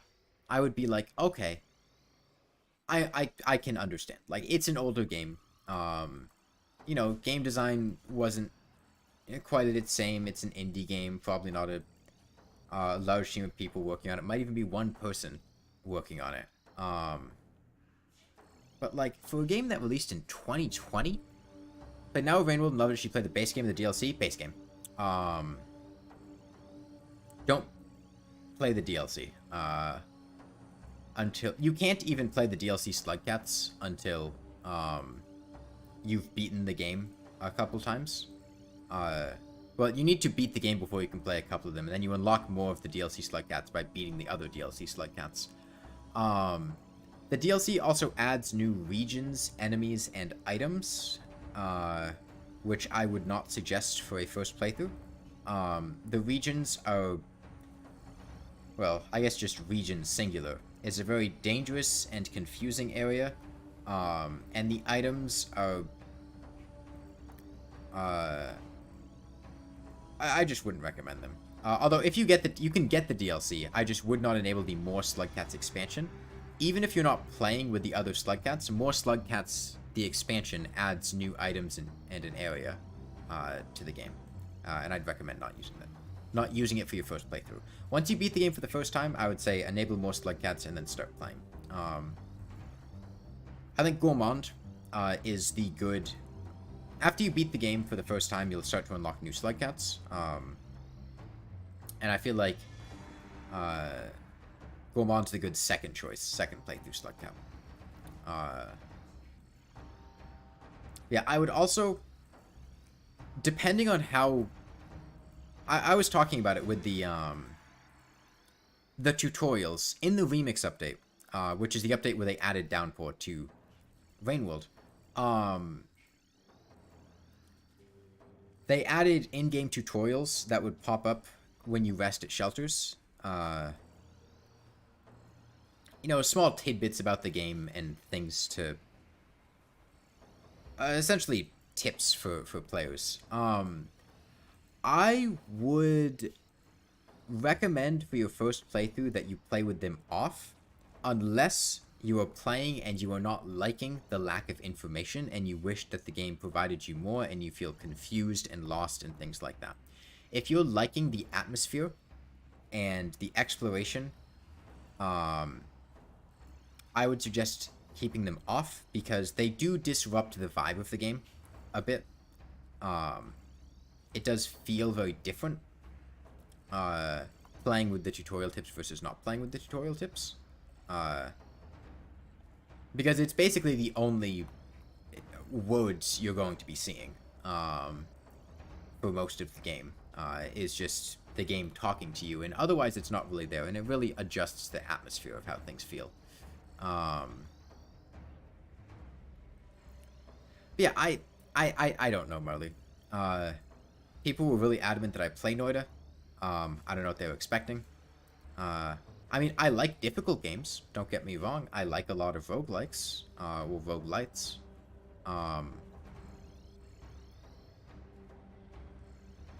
I think thinking that I would like the magic system and the wizards, was a little weird, but like, you know, whatever. I'm not... Like, the not liking magic thing is partially just a meme. Like, just because something uses magic, I'm not going to inherently dislike it. But usually the design of magic in games I find less enjoyable than other playstyles.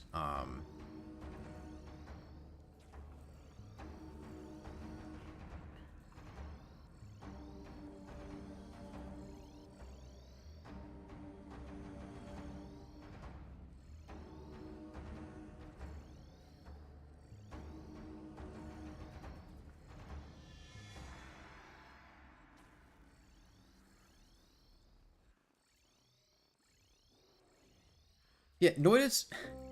It's even weirder to me because... Oh, yo, the bank music. Or is this elevator music? Elevator music.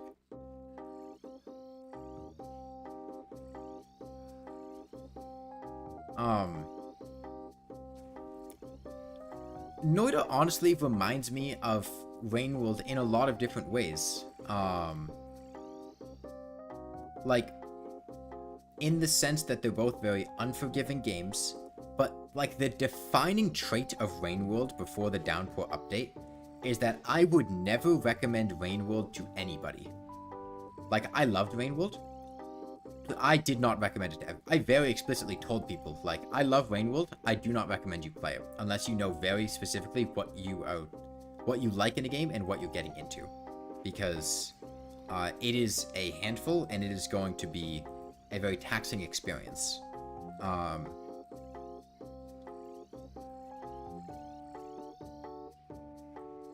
And Rainworld fixed a lot of those issues in the Downpour update.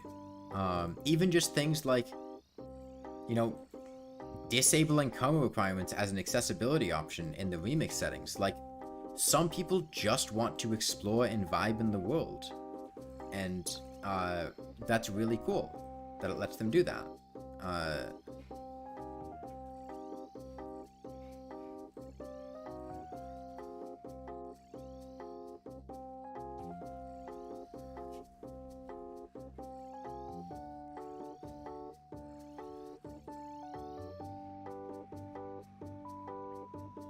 Okay, about 1,000 more damage tonight.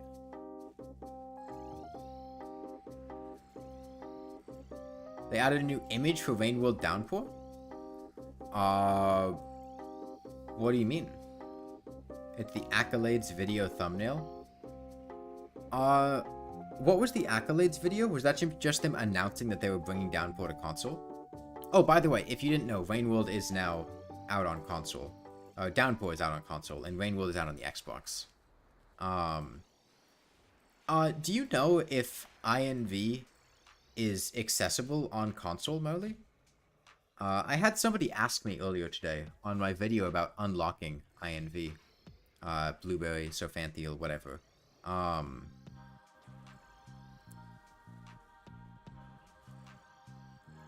And I don't actually know if,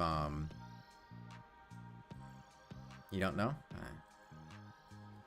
Let me look into it a bit. I don't own the game on console, so there's not really much I can do about that. I wonder if you could just plug a keyboard in.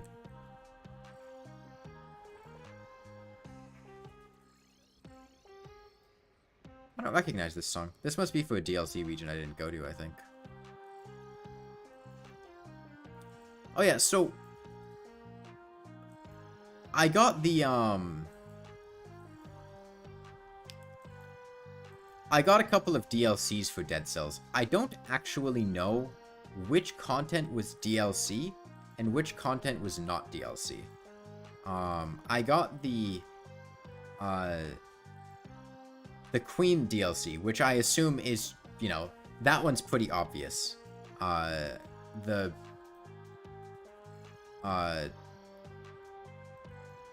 know, the taking the ship, and then the lighthouse, and then the Queen. Wait, this is still elevator music?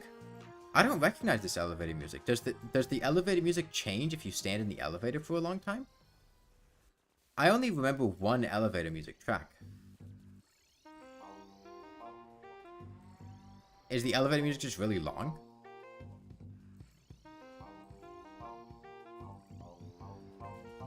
So is the whole giant thing DLC? Because I think one of the DLC names was like Giant something, right? Or it's something to do with the giant? I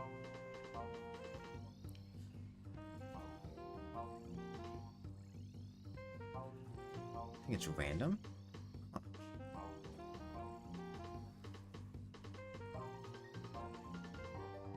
Yeah, I know it's a free DLC, but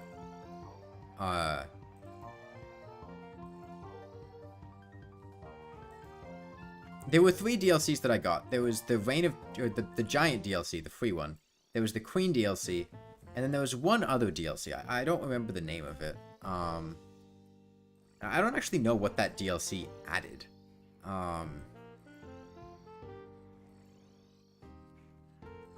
It's like... I mean, of the bosses that I fought, which of them are DLC bosses and which of them are just regular bosses? There's the Concierge, there was Mama Tick, there was Conjunctivius, there was the Timekeeper, the Giant,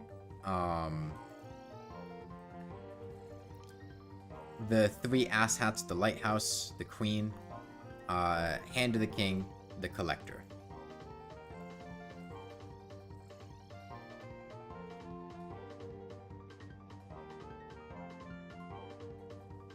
I can reasonably guess that the Queen and, like, the Lighthouse shit, based on how it was presented, and just everything itself, like, that's obviously DLC. I assume the Giant was probably DLC. The free DLC. Have I encountered the things in the 3rd DLC that I got? Or all of the other things in the base game? The DLC integration has felt fairly seamless, all things considered. I haven't really noticed, the DLC as feeling out of place.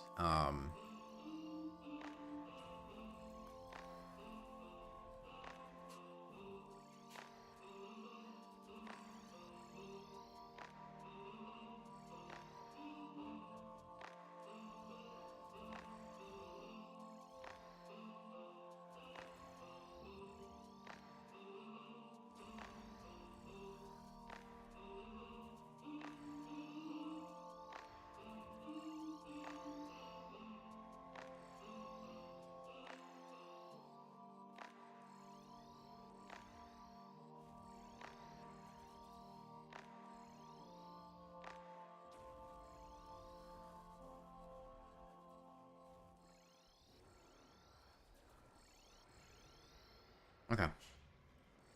Less than 1,000 to go tonight.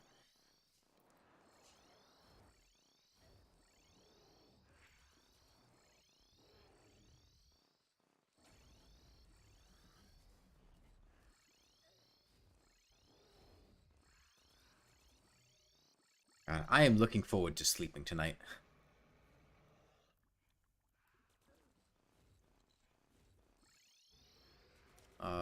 Is the playlist done again?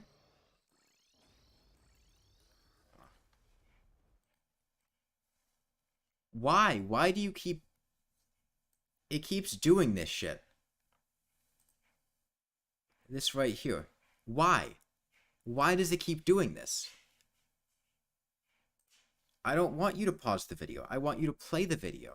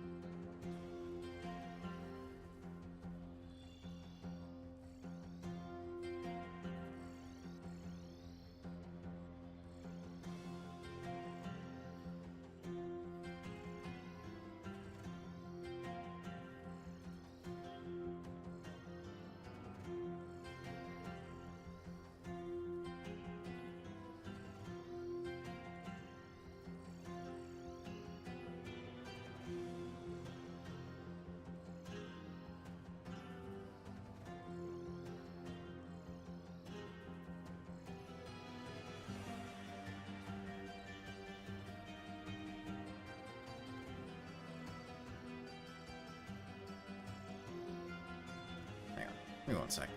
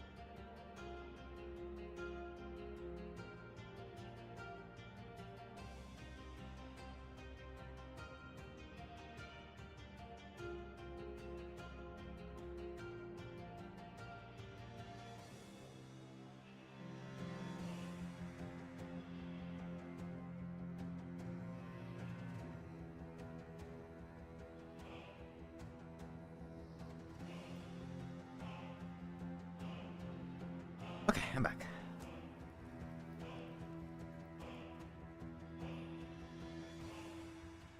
I relocated my gecko to a more camera accessible position. Hold on.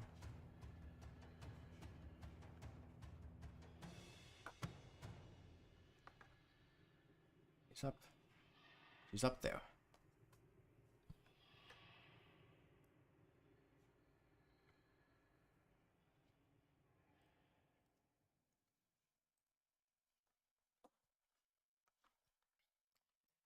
Okay. Get that last 1,000 down, though.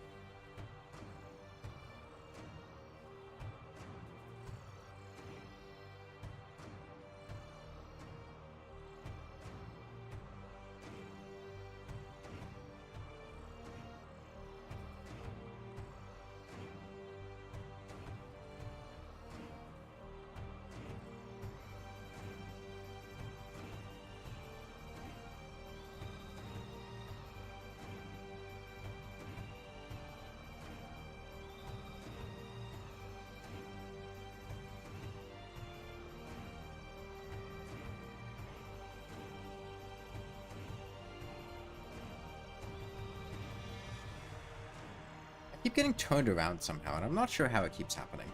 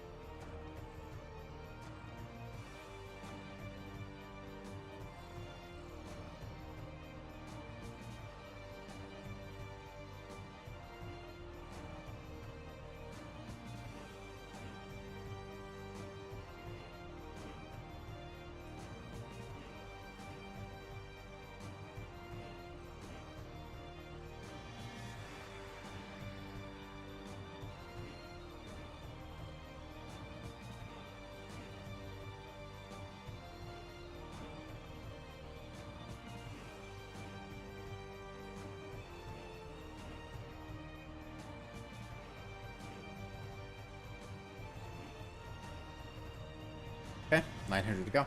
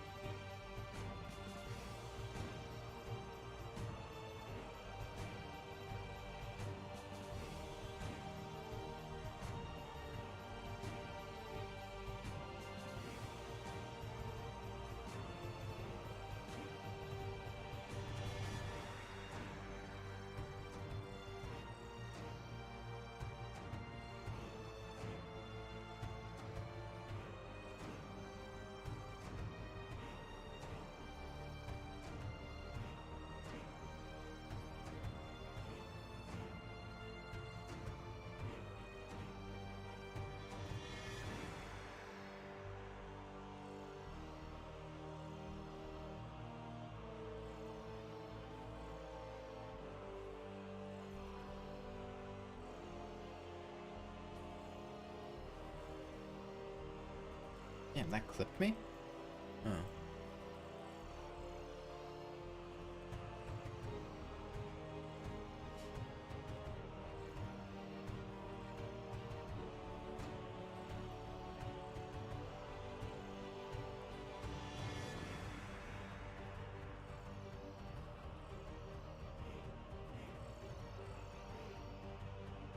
Alright, 850.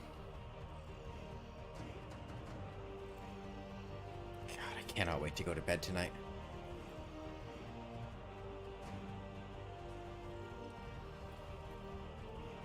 Yeah, I was considering picking up some more games from the Steam Summer Sale before the sales end. Because there's some good stuff on sale that I could save to play for some other day. A rainy day game.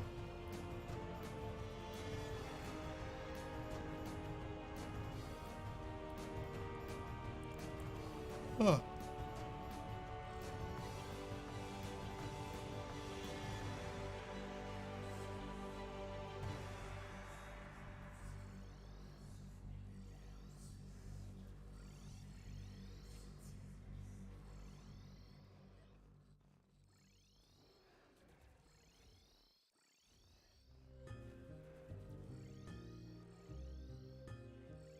Yo, it's this song.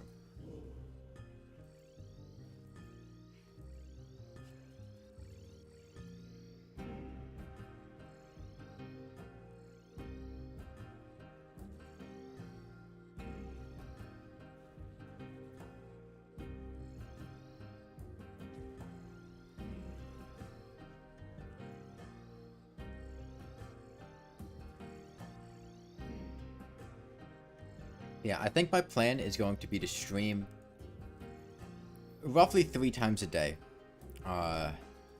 in chunks of about this long, doing about 3,000 damage each time, depending on my energy levels.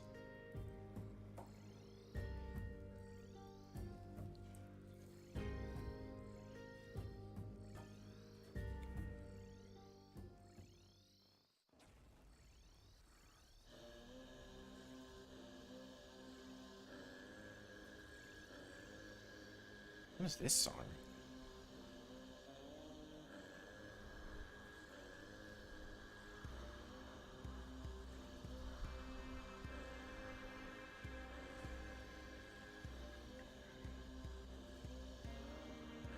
I was also planning on, I had mentioned this earlier, but I think I am going to do it, of making essentially some audiobooks to upload to YouTube of some of H.P. Lovecraft's stories. Because I checked it, and they were public domain. I am from Bad Seeds DLC. Interesting.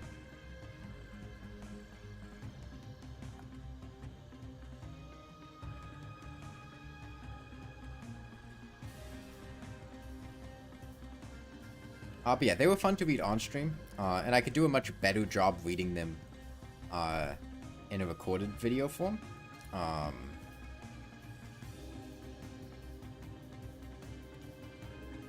But granted, not anytime soon, because we do have to kill the Moonlord first.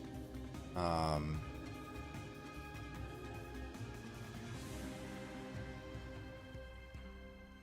God, I'm tired.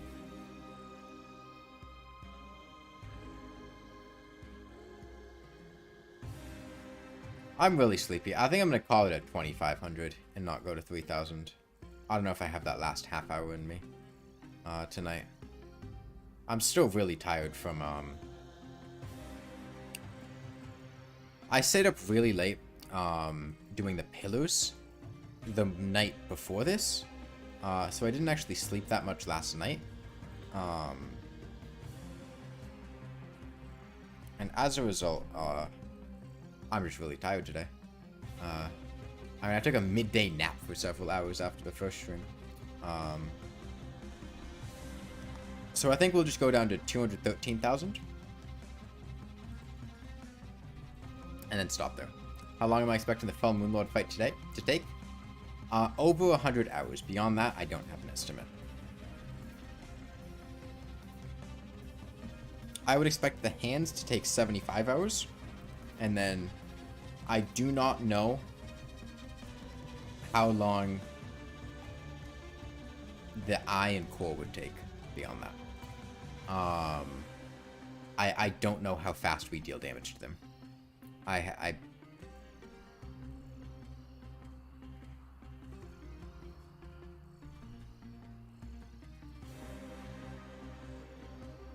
mean, like, the absolute fastest the fight would go, if it took 75 hours for the hands.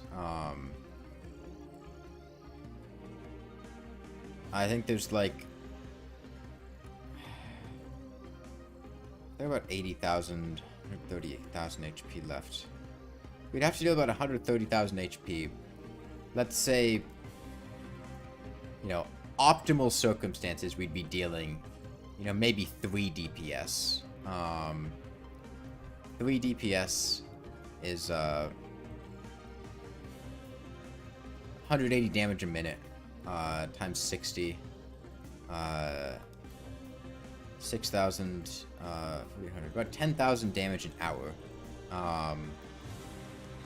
And it would be about another, what is that, 13 hours on top of that? And that's like optimal circumstances. Realistically, we'll probably be looking at more like 1 or 2 DPS, in which case it would take, 26, 39 hours for those segments. But it should be much easier to do damage to those segments compared to the hands. The hands are unreasonably difficult to hit, given their extremely annoying movement patterns.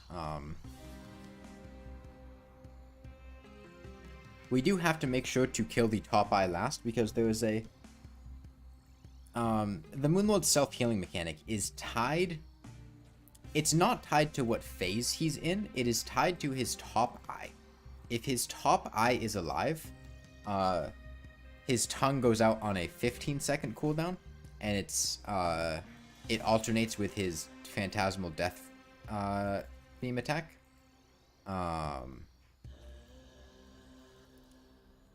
If his top eye is dead, his tongue goes out on a 5-second cooldown. And his tongue is what dictates his healing. So we need to keep that top eye alive for as long as possible, otherwise his healing goes into overdrive. Now his healing isn't as much of an issue once you get into phase 2, at the beginning of phase 2. Like, if we kill his top eye last, we have time to prepare and get used to the increased rate of healing. Because he's not going to bring his dead parts back. Once we kill those 3 eyes, they're going to stay dead.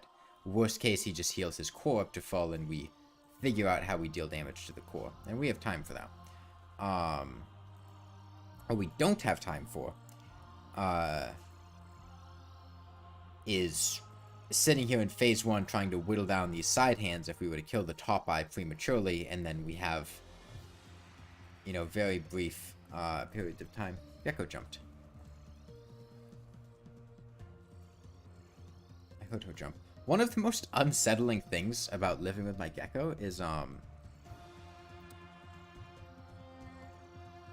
can audibly hear her shit at night. Like, in the absence of other sound, there'll just be this wet squelching noise coming from the other side of the room. She's very loud. Like, if I don't have, like, something else making noise, like a video or something, she makes a lot of noise jumping. When my sister was watching her, when I was going to cat sit, she can hear from the other room whenever my gecko would jump at night, because she's, like, in there banging around, jumping all over the place. Okay. Like I said, I'm gonna go for 2,500 damage tonight, not 3,000. I don't think I have that extra 500 HP in me tonight. Which means 196 more damage, and that'll be it for the stream tonight. And then we'll pick up tomorrow morning.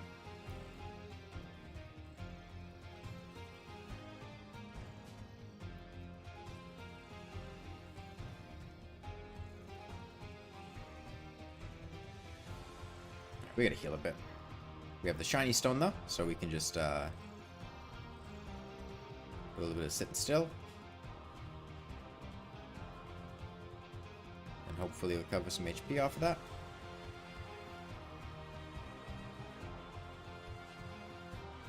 Okay. We got some health back. As long as we stay alive and he doesn't heal, we're good.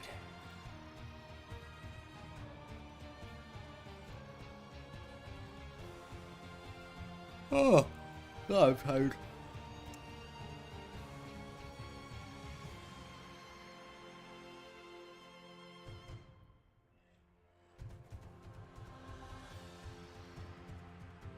Hey Pandora, how are you? Welcome. If you're concerned about being able to catch a stream, I will let you know I'm going to be streaming very frequently while we fight the Moonlord. Over the next couple weeks, morning, afternoon, and night.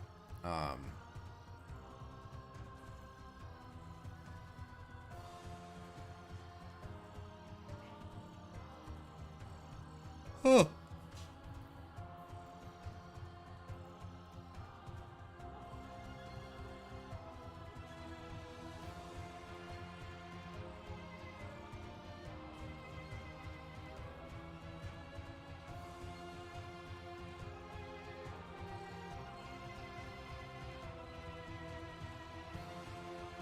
putting a dent in him. I don't think that HP bar at the bottom is entirely accurate proportionally. I'm not sure. It feels like there's a bigger chunk taken out of it than we've dealt to him. But...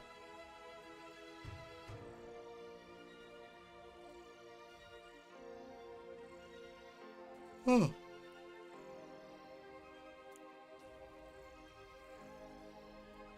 If we basically...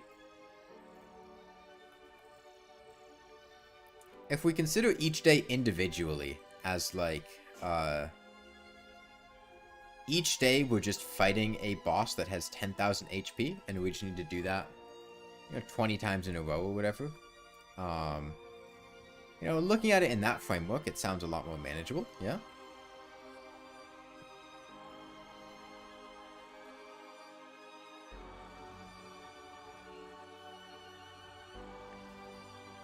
This is as much a psychological battle as it is a test of physical endurance. So viewing things through a framework like that does help a lot. With the sense of making progress and achieving something.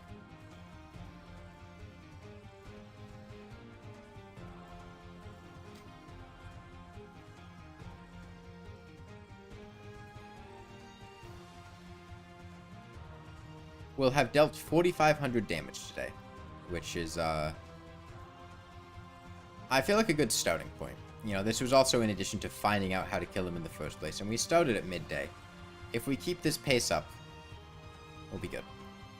I'm really hopeful that his top eye and core, our DPS there will be a lot higher, and a lot more manageable. If those are bad, if we cannot damage them very consistently, we may be looking at a very long fight. My ballpark estimate right now is 100 hours, but that's operating on the assumption that we deal with the top eye and core a lot faster than we deal with the side hands. If we don't, and our damage there is still bad, then we're going to be in rough shape. But I'll remain hopeful until I have reason not to.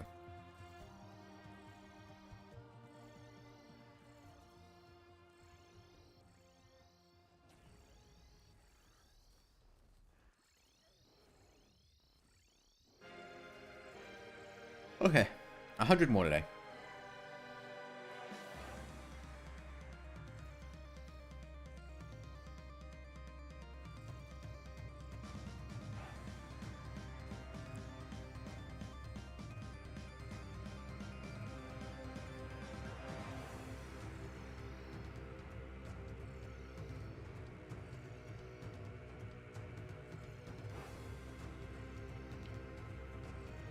Yeah, I'm sure I could push myself to eke out that extra 500 tonight if I really wanted to, but this is in the psychological marathon that is the entirety of this fight. I think it's very important that I don't push myself too far at any one given instance, because I gotta wake up tomorrow morning and keep doing it again. And if I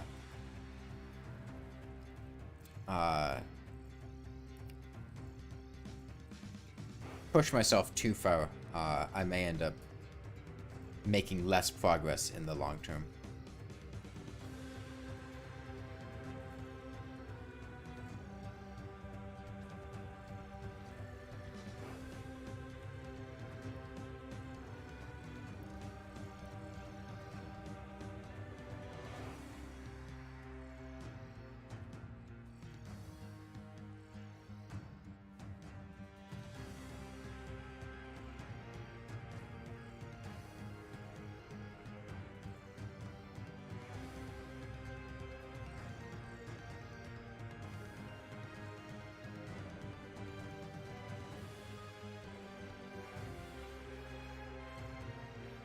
And I remember,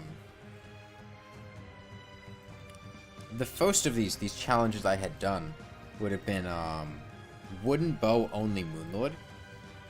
And it was a real struggle, managing to do that. And I did it in much smaller segments. I was doing it for like half an hour at a time. Just essentially whenever I felt like I could muster up the strength to do it, just whittling down his HP, pausing and taking a break, and then continuing to go. And I was just recording it. I wasn't streaming it.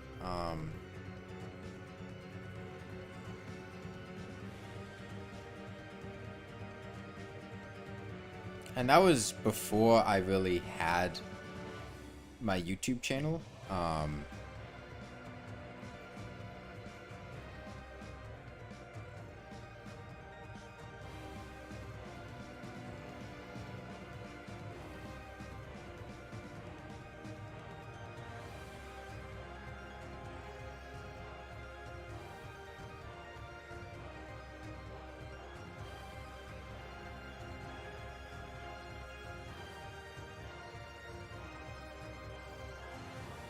And like the video I made off of it was not good at all. That was one of the first videos I made.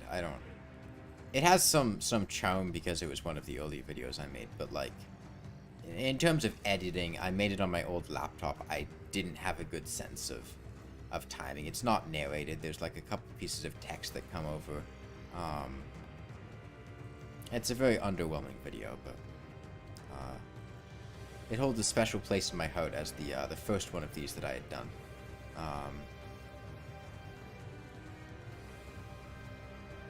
Okay.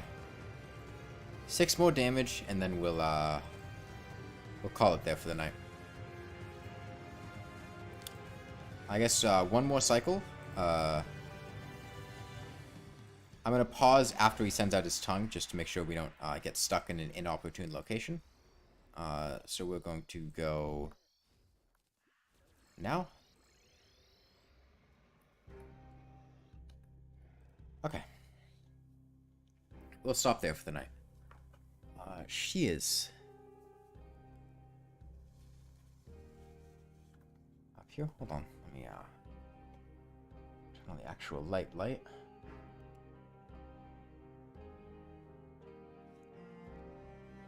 She's a lot more visible now. Unfortunately, she does not like being out and active when the this light is on. You can see her pupils are really constricted though, because she does not like it when it is light outside. She only comes out at like dusk dawn type lighting, which would either be a very low lighting level, she might be active doing this, but obviously you can't see her like this, and doing some colored lighting, like pink lighting. She likes to come out doing this. And you can kind of see her here. It's just a bit different. Yeah, this is the best for our visibility, but she doesn't like this. Okay, well.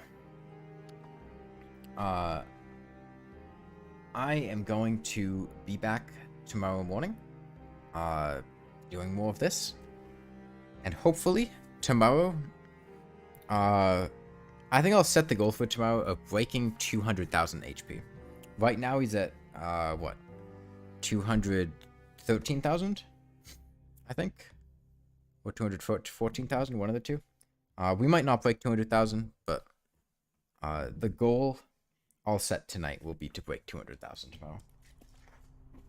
So yeah, bye everyone. Up there, full screen.